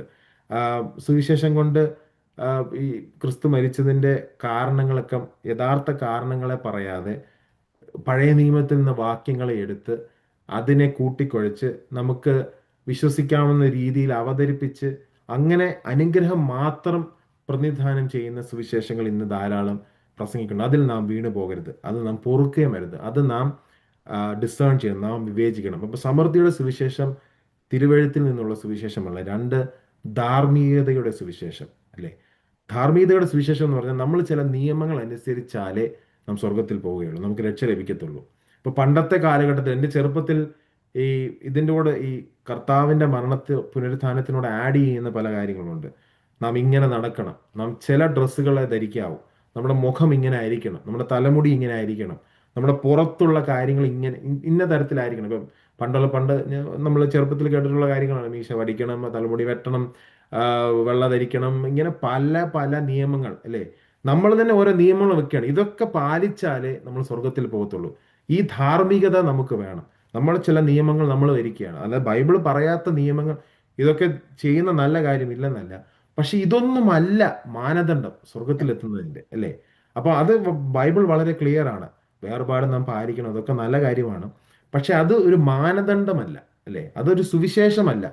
സുവിശേഷം കർത്താവ് നമുക്ക് വേണ്ടി മരിച്ചു, അടക്കപ്പെട്ടു, നമ്മെ പാപത്തിൽ നിന്ന് വീണ്ടെടുത്തു. അതാണ് സുവിശേഷം, ബൈബിൾ പ്രതിനിധാനം ചെയ്യുന്നത്. എന്നാൽ നമ്മൾ അവിടെ പലതും ആഡ് ചെയ്യുകയാണ്. നിങ്ങൾ ഇങ്ങനെ നടക്കണം, നിങ്ങൾ ഇങ്ങനെ സംസാരിക്കാവൂ, നിങ്ങൾ ഇങ്ങനെ വസ്ത്രം ധരിക്കാവൂ. ഇതൊക്കെ ചെയ്താൽ മാത്രമേ, ഇങ്ങനെയൊക്കെ നടക്കുന്ന ആളുകൾ മാത്രമേ സ്വർഗത്തിലെത്തുകയുള്ളൂ. അങ്ങനെ നമ്മൾ ധാർമ്മികതയുടെ സുവിശേഷം ഒരുപാട് കേട്ടിട്ടുണ്ട്, ഇന്നും കേൾക്കുന്നുണ്ട്, അല്ലേ? ഇങ്ങനെയൊക്കെ ചെയ്താലേ നിങ്ങൾ എത്തുകയുള്ളൂ അങ്ങ് ദൈവത്തിന്റെ അടുക്കിലേക്ക്, അല്ലെങ്കിൽ സ്വർഗത്തിലെത്തുകയുള്ളൂ. അപ്പം ധാർമ്മികതയുടെ സുവിശേഷമല്ല. 3, സാമൂഹിക സുവിശേഷം, സോഷ്യൽ ഗോസ്പൽ. സാമൂഹിക സുവിശേഷം എന്താണ്? നമ്മൾ ചില സാമൂഹിക പ്രവർത്തികൾ ചെയ്താൽ നമുക്ക് രക്ഷ ലഭിക്കും, അല്ലേ? അതായത് ഫോക്കസ് അവിടെ സാമൂഹിക പ്രവർത്തികൾക്കാണ്. നമ്മൾ മുമ്പേ വായിച്ച പോലെ സൽപ്രവൃത്തികൾ നാം ശുഷ്കാന്തിയുള്ള ഒരു ജനമായിരിക്കണം, സത്യമാണ്. എന്നാൽ സാമൂഹിക നീതി ഉറപ്പാക്കുക എന്നുള്ളതല്ല സുവിശേഷം എന്ന് പറയുന്നത്. അത് സോഷ്യൽ ജസ്റ്റിസ് നല്ല കാര്യം, നമ്മൾ മറ്റുള്ളവർക്ക് നല്ല പ്രവൃത്തികൾ ചെയ്യണം, സാമൂഹ്യ പ്രവർത്തനങ്ങൾ ചെയ്യുന്നത് വളരെ നല്ല കാര്യമാണ്. എന്നാൽ അതല്ല സുവിശേഷം. സാമൂഹിക സുവിശേഷം സുവിശേഷമല്ല. അതല്ല തിരുവെഴുത്ത് പ്രതിനിധാനം ചെയ്യുന്ന സുവിശേഷം.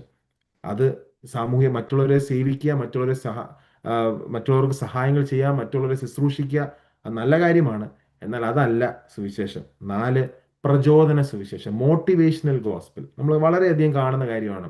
നമ്മളെ ഇങ്ങനെ പ്രചോദിപ്പിക്കുക പല കാര്യങ്ങൾ. നിങ്ങൾ ഇങ്ങനെയല്ല ആയിത്തീരേണ്ടത്, നിങ്ങളൊരു ഭയങ്കര കിടിലൻ വ്യക്തിയാണ്, ഇന്നത്തെ പിള്ളേരുടെ ഭാഷയിൽ പറഞ്ഞാൽ അല്ലേ. നിങ്ങൾ ഇങ്ങനെയൊന്നും ആയിത്തീരാൻ പാടില്ല, നിങ്ങൾ ഇങ്ങനെ ദുഃഖിച്ച് നടക്കാൻ പാടില്ല, നിങ്ങൾ സന്തോഷമുള്ളവരായിത്തീരണം. അതിന് നിങ്ങൾ പല കാര്യങ്ങൾ ചെയ്യണം. നിങ്ങളുടെ കഴിവുകളിൽ വ്യാപൃതരായി നിങ്ങളുടെ കഴിവുകളെ ഉപയോഗിക്കണം. അതായത് സ്വാർത്ഥതയിലേക്ക് നീങ്ങുന്ന ഒരു സുവിശേഷം, നമ്മളെ തന്നെ പ്രചോദിപ്പിക്കുക അല്ലേ.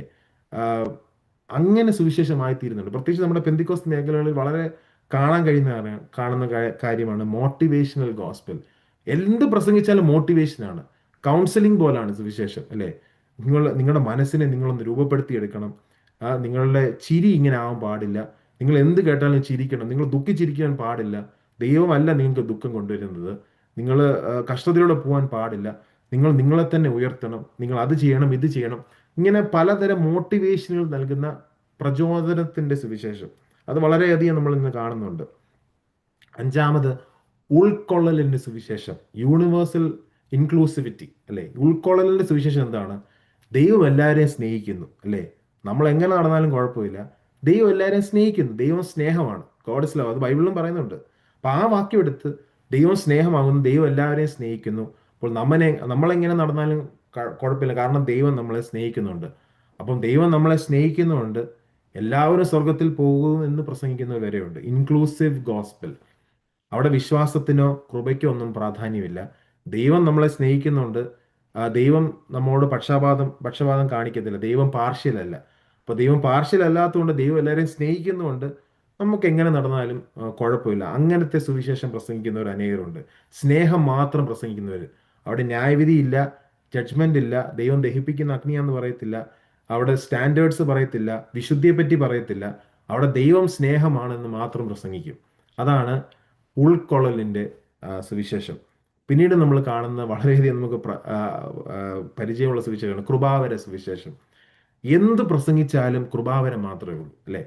അതായത് ദൈവത്തിന്റെ സ്റ്റാൻഡേർഡ് എന്ന് പറയുന്നത് കൃപാവരമുള്ള വ്യക്തിയാണ്. അവിടെ എപ്പോഴും അഭിഷേകമാണ്. സുവിശേഷത്തെ പറ്റി ഒന്നും മിണ്ടത്തില്ല. അവരുടെ പ്രസംഗങ്ങളിൽ ഫുൾ അഭിഷേകം, അതുപോലെ പ്രവചനം, അതുപോലെ സ്പീക്കിംഗ് ഇൻ ടങ്സ് അല്ലെ, അന്യഭാഷയിൽ സംസാരിക്കുക. ഇതൊക്കെയാണ് സുവിശേഷം എന്ന് പറയുന്നത്. അവിടെ ക്രിസ്തു ഇല്ല, പുനരുത്ഥാനമില്ല, മരണമില്ല, ക്രിസ്തുവിന്റെ ഡിസൈപ്പിൾഷിപ്പ് ഇല്ല, ഇതൊന്നുമില്ല. അവരുടെ കൃപാവര സുവിശേഷത്തിൽ കൃപാവരങ്ങൾ മാത്രമാണ്. അപ്പൊ അവരുടെ യോഗങ്ങളിൽ നമ്മൾ ഈ കൃപാവരങ്ങൾ മാത്രമേ കാണത്തുള്ളൂ. അവര് പ്രവചനത്തെപ്പറ്റി വാചാലരാകും, അന്യഭാഷയെപ്പറ്റി വാചാലരാകും, എല്ലാവിധ കൃപാവരങ്ങളെ പറ്റി വാചാലരാകും. അവിടെ ഈ കൃപാവരം എന്ന് പറയുന്നത് മിറാക്കുലസ് ഗിഫ്റ്റ്സ് ആണ് ഞാൻ ഉദ്ദേശിക്കുന്നത്. വിവേചനമില്ല, വിശ്വാസമില്ല, നോളജിന്റെ കൃപാവരം, ഇതൊന്നും അവർ പറയത്തില്ല. മനുഷ്യന് പുറത്ത് പ്രകടമാകുന്ന കൃപാവരങ്ങൾ മാത്രം. അതിനെയാണ് കൃപാവര സുവിശേഷം എന്ന് പറയുന്നത്. അവിടെ അഭിഷേകമാണ് എല്ലാം, തീയാണെല്ലാം. എന്ത് പറഞ്ഞാലും തീ ആയിരിക്കണം അല്ലേ. അങ്ങനെയുള്ള കാര്യങ്ങൾ മാത്രമേ അവർ പറയത്തുള്ളൂ. അതാണ് കൃപാവര സുവിശേഷം.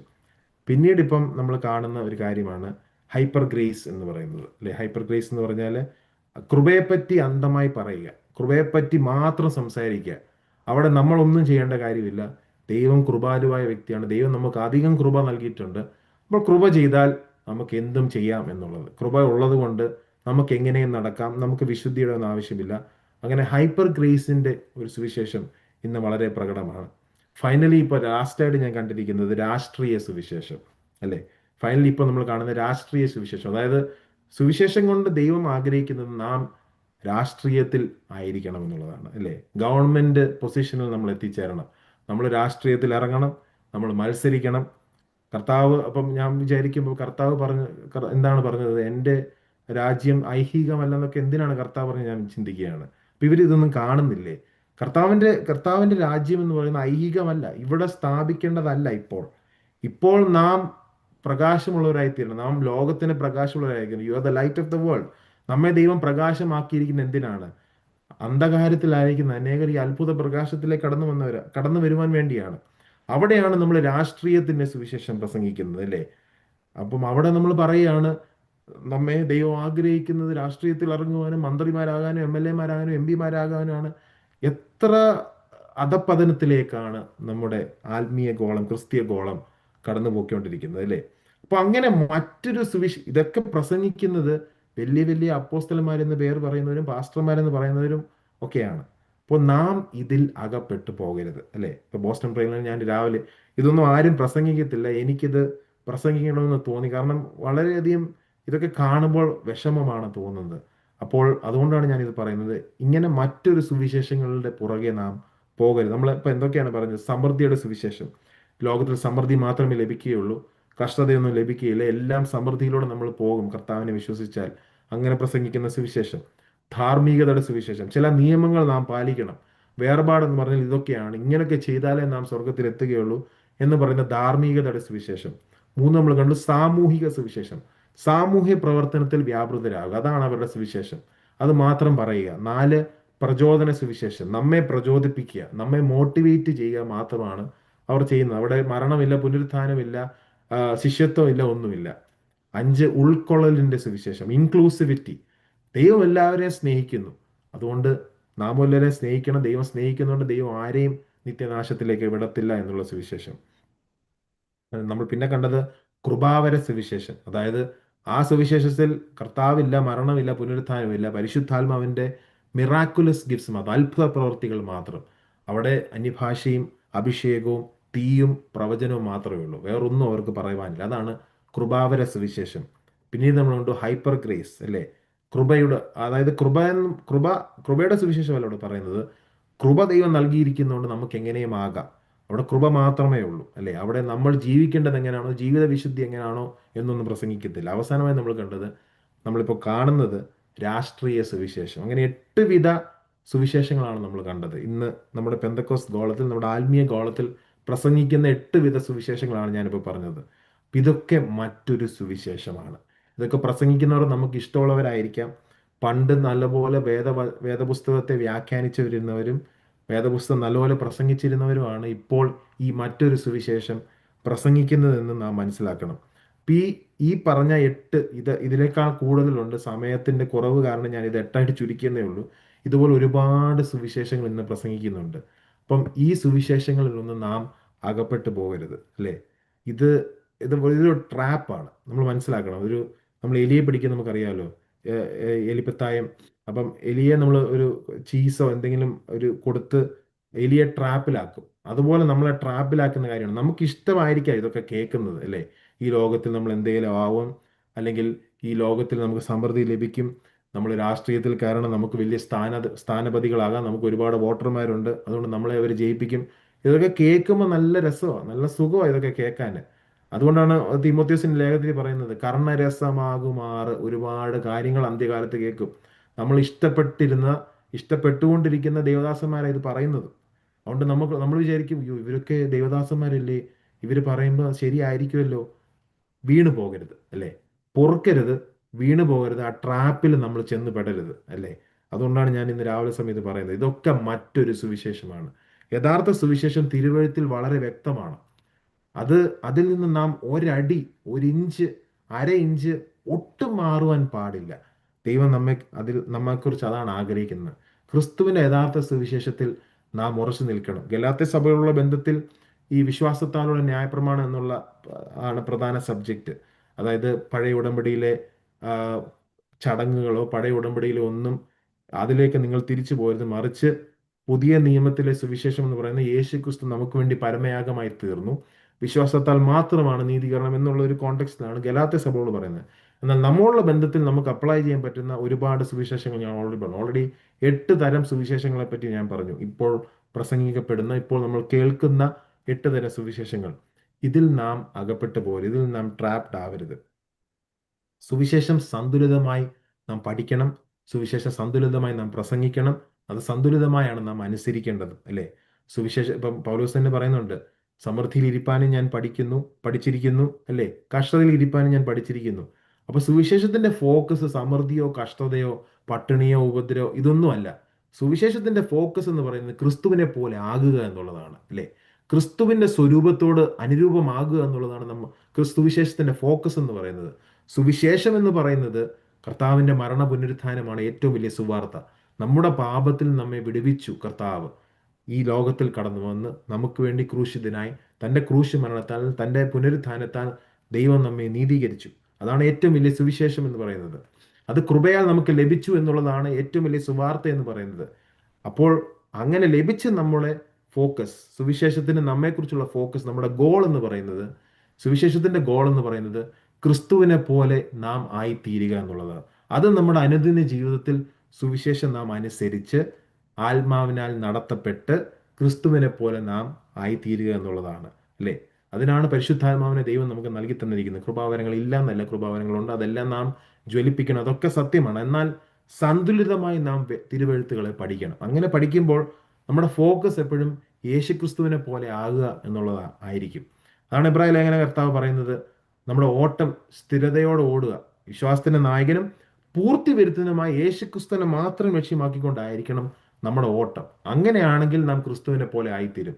ക്രിസ്തുവിന്റെ സ്വരൂപത്തോട് നാം പൂർണ്ണമായി അനുരൂപപ്പെടും. ഇപ്പോൾ കർത്താവിന്റെ രണ്ടാം വരവിൽ, കർത്താവ് വീണ്ടും വരുമ്പോൾ നാം അനുരൂപമായി തീരും പൂർണ്ണമായി. അപ്പം സുവിശേഷത്തിന്റെ ഫോക്കസ് അതാണ് സുവിശേഷം എന്ന് പറയുന്നത്. യേശു ക്രിസ്തുവിനെ പോലെ ആയിത്തീരുക. അല്ലാതെ ഈ ലോകത്തിലെ സ്ഥാനങ്ങളോ രാഷ്ട്രീയത്തിൽ പോകുന്നതോ ഇവിടെ സൗഖ്യം ലഭിക്കുന്നതോ ഇവിടെ സമൃദ്ധി ലഭിക്കുന്നതോ ഇവിടെ ഒരുപാട് സാമൂഹിക പ്രവർത്തനം ചെയ്യുന്നു, പ്രവർത്തനമൊക്കെ ചെയ്യണം, നല്ല കാര്യം, ശുഷ്കാന്തിയുള്ള സൽപ്രവൃത്തിയിൽ ശുഷ്കാന്തിയുള്ളവരായി തീരണം.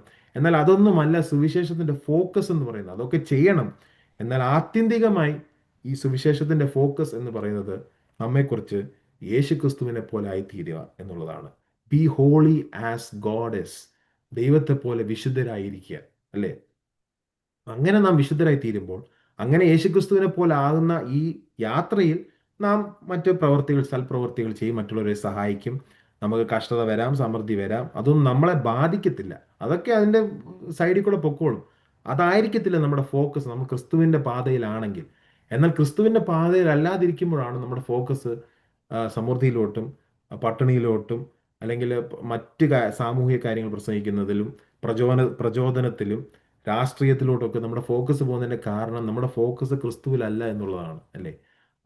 നമുക്ക് ഇവിടെ ഒരു രാജ്യം സ്ഥാപിക്കണം എന്നുള്ള ഫോക്കസ് വരുമ്പോഴാണ് ഇതൊക്കെ പ്രസംഗിക്കുന്നത്. അപ്പൊ നമ്മൾ അവിടാണ് നമ്മൾ ട്രാപ്ഡ് ആയി തീരുന്നത്, അല്ലേ? എന്നാൽ ക്രിസ്തു തന്നെ പറഞ്ഞു പീലാത്തോസിന് മുമ്പ്, എൻ്റെ രാജ്യം ഐഹികമല്ല, കർത്താവിന്റെ രാജ്യം വസിക്കുന്ന നമ്മുടെ ഹൃദയങ്ങളാണ്, അല്ലേ? അതാണ് ദൈവത്തിന് നമ്മെക്കുറിച്ചുള്ള ഉദ്ദേശം. നാം ഈ സുവിശേഷം പ്രസംഗിച്ച് അനേകരുടെ ഹൃദയങ്ങളിൽ കർത്താവ് വസിക്കണം എന്നുള്ളതാണ് ദൈവം ആഗ്രഹിക്കുന്നത്. അതാണ് നമ്മെക്കുറിച്ചുള്ള ദൈവത്തിന്റെ ഉദ്ദേശം. നമുക്ക് ലഭിച്ച ഈ പ്രകാശം, ക്രിസ്തുവിന്റെ വെളിച്ചം മറ്റുള്ളവരിലേക്ക് നാം എത്തിക്കുക. അന്ധകാരത്തിലായിരിക്കുന്ന ഒരുപാട് പേരുണ്ട്, ഈ ഇരുട്ടിലായിരിക്കുന്ന അനേകരുണ്ട്, അവരെ ക്രിസ്തുവിന്റെ വെളിച്ചത്തിലേക്ക് എത്തിക്കുക, അല്ലേ? അപ്പോൾ ഈ മറ്റൊരു സുവിശേഷത്തിൽ നാം അകപ്പെട്ടു പോകും, നമ്മൾ ട്രാപ്ഡ് ആയി തീരരുത്. ഫൈനലി 10-ാം വാക്യം, ഇപ്പോൾ ഞാൻ മനുഷ്യരെയോ ദൈവത്തെയോ സന്തോഷിപ്പിക്കുന്നു, അല്ല, ഞാൻ മനുഷ്യരെ പ്രസാദിപ്പിക്കുവാൻ നോക്കുന്നു. ഇന്നും ഞാൻ മനുഷ്യരെ പ്രസാദിപ്പിക്കുന്നതിൽ ക്രിസ്തുവിന്റെ ദാസനായിരിക്കില്ല. പൗലോസിന്റെ ആത്യന്തികമായ ലക്ഷ്യം എന്ന് പറയുന്നത് ദൈവത്തെ പ്രസാദിപ്പിക്കുക എന്നുള്ളതാണ്, അല്ലേ? എന്നാൽ ഇന്ന് ഞാനിപ്പോൾ മുമ്പേ പറഞ്ഞ ഒരു 9 തരം സുവിശേഷങ്ങൾ എന്ന് പറയുന്നത് മനുഷ്യരെ പ്രസാദിപ്പിക്കുന്ന സുവിശേഷമാണ്. അതുകൊണ്ടാണ് അവരത് പറയുന്നത്. ദൈവത്തെ പ്രസാദിപ്പിക്കുകയാണെങ്കിൽ മറ്റ് സുവിശേഷങ്ങൾ പറയേണ്ട ഒരു കാര്യമില്ല, ഈ സുവിശേഷം തന്നെ പ്രസംഗിച്ചാൽ മതി. എന്നാൽ മനുഷ്യരെ പ്രസാദിപ്പിക്കേണ്ടതുകൊണ്ടാണ് മറ്റ് സുവിശേഷങ്ങളിലൊക്കെ നമ്മുടെ ഫോക്കസ് പോകുന്നത്. അത് പ്രസംഗിക്കപ്പെടുന്നതിന്റെ കാരണം അതാണ്. എന്നാൽ പൗലോസ് 10-ാം വാക്യത്തിൽ കൃത്യമായി പറയുന്നുണ്ട്, മനുഷ്യരെ പ്രസാദിപ്പിക്കുക എന്നുള്ളതല്ല എൻ്റെ ദൗത്യം, ദൈവത്തെ പ്രസാദിപ്പിക്കുക എന്നുള്ളതാണ് എൻ്റെ ദൗത്യം. ഞാൻ മനുഷ്യരെ പ്രസാദിപ്പിക്കുന്നുവെങ്കിൽ ക്രിസ്തുവിന്റെ ദാസനായിരിക്കില്ല. അപ്പൊ ക്രിസ്തുവിന്റെ ദാസനായിരിക്കണമെങ്കിൽ നാം ദൈവത്തെ പ്രസാദിപ്പിക്കണം, അല്ലേ? അത് നാം ഇന്ന് ഈ രാവിലെ സമയം മനസ്സിലാക്കേണ്ട കാര്യമാണ്. ദൈവത്തെ പ്രസാദിപ്പിക്കണമെങ്കിൽ നാം ദൈവദാസനായി തന്നെ ഇരിക്കണം. മനുഷ്യരെ പ്രസാദിപ്പിക്കുന്നെങ്കിൽ നാം മനുഷ്യരുടെ ദാസരായി തീരും. അപ്പോൾ നാം മനുഷ്യരെ സുഖിപ്പിക്കുന്ന കാര്യങ്ങൾ പറയും, മനുഷ്യർക്ക് ഇഷ്ടമുള്ള കാര്യങ്ങൾ പറയും, ഹല്ലേലൂയ തിരിച്ചു ലഭിക്കുന്ന കാര്യങ്ങൾ പറയും, കൈയടി ലഭിക്കുന്ന കാര്യങ്ങൾ പറയും. കാരണം നമുക്ക് വേണ്ടത് മനുഷ്യന്റെ പ്രസാദമാണ്. അന്നേരമാണ് പുൾപിറ്റുകളിൽ നിന്ന് മറ്റ് സുവിശേഷങ്ങൾ പ്രസംഗിക്കപ്പെടുന്നത്. എന്നാൽ ദൈവപ്രസാദം വേണ്ടവർക്ക് ദൈവദാസനായിരിക്കാൻ പറ്റുകയുള്ളൂ. അല്ലെങ്കിൽ അവർ മനുഷ്യരുടെ ദാസരായി തീരും. അവർ കർണരസമാകുമാറ് തിമോഥെയോസിൽ പറയുന്ന പോലെ കാര്യങ്ങൾ സംസാരിച്ചുകൊണ്ടിരിക്കും. അപ്പം നാം ഇന്ന് രാവിലെ സമയം മനസ്സിലാക്കേണ്ട കാര്യം, മറ്റൊരു സുവിശേഷത്തിൽ നാം ട്രാപ്ഡ് ആയിരിക്കാൻ പാടില്ല. നാം വിവേചിക്കണം, നാം വിവേചനമുള്ളവരായി തന്നെ. ഈ ബോസ്റ്റൺ പ്രയർ ലൈൻ അല്ലെങ്കിൽ ഓൺലൈനിലേക്ക് കേൾക്കുന്ന ആരും ഈ ട്രാപ്പിൽ അകപ്പെട്ടു പോരുത്. ഇന്ന് വളരെയധികം മറ്റ് സുവിശേഷങ്ങൾ പ്രസംഗിക്കപ്പെടുന്നുണ്ട്. എന്നാൽ വിശുദ്ധ തിരുവെഴുത്ത് പ്രതിനിധാനം ചെയ്യുന്ന സത്യസുവിശേഷത്തിൽ മാത്രമായിരിക്കണം നമ്മുടെ അടിസ്ഥാനം. Our focus should be the gospel. Our foundation should be on the biblical gospel. ഈ തിരുവെഴുത്ത് പ്രതിനിധാനം ചെയ്യുന്ന സുവിശേഷത്തിലായിരിക്കട്ടെ നമ്മുടെ അടിസ്ഥാനം. അതാണ് നാം ഇന്ന് 1-ാം അധ്യായം മുതൽ 10-ാം വാക്യം വരെ, ഒന്നാം അധ്യായത്തിന് 1 മുതൽ 10 വരെയുള്ള വാക്യം നമ്മൾ കണ്ടത് അതാണ് അല്ലേ. മനുഷ്യരിൽ നിന്നല്ല, മനുഷ്യനാലുമല്ല അല്ലേ. പൗലോസിന് അപ്പോസ്തലിക പദവി ലഭിച്ചത് മനുഷ്യരിൽ നിന്നല്ല, മനുഷ്യനാലുമല്ല, മറിച്ച് കർത്താവായ യേശുക്രിസ്തുവിൽ നിന്നും പിതാവായ ദൈവത്തിൽ നിന്നുമാണ്.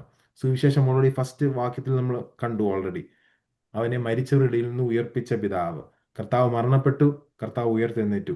പിന്നീട് എന്തിനാണ് കർത്താവ് മരിച്ചത്? ഈ ദുഷ്ടലോകത്തിൽ നമ്മെ വിടുവിക്കുവാൻ. നമ്മുടെ പാപങ്ങൾ നിമിത്തമാണ് കർത്താവ് ക്രൂശിൽ മരിച്ചത്. സകല മഹത്വം ദൈവത്തിനായിരിക്കണം അല്ലേ. ആ ദൈവത്തിൽ നിന്നാണ് നമുക്ക് കൃപയും സമാധാനവും ലഭിക്കുന്നത്. പിന്നീട് നമ്മൾ കണ്ടു, ഈ സത്യസുവിശേഷം വിട്ട് മറ്റൊരു സുവിശേഷത്തിലേക്ക് നാം മറിയുവാൻ പാടില്ല അല്ലേ. ഇങ്ങനെ ഗലാത്യ സഭ മറിയുന്നത് കണ്ട് പൗലോസ് ആശ്ചര്യപ്പെട്ടു. എന്നിട്ട് പറയുന്നു, അങ്ങനെ ദൂതന്മാർ വന്ന് വേറൊരു സുവിശേഷം പറഞ്ഞാലും അവൻ ശപിക്കപ്പെട്ടവൻ ദൈവസന്നിധിയിൽ. അങ്ങനെ പറയുവാൻ ആർക്കും അധികാരമില്ല. അങ്ങനെ പറയുന്നവരെ നാം സ്വീകരിക്കുവാൻ പാടില്ല.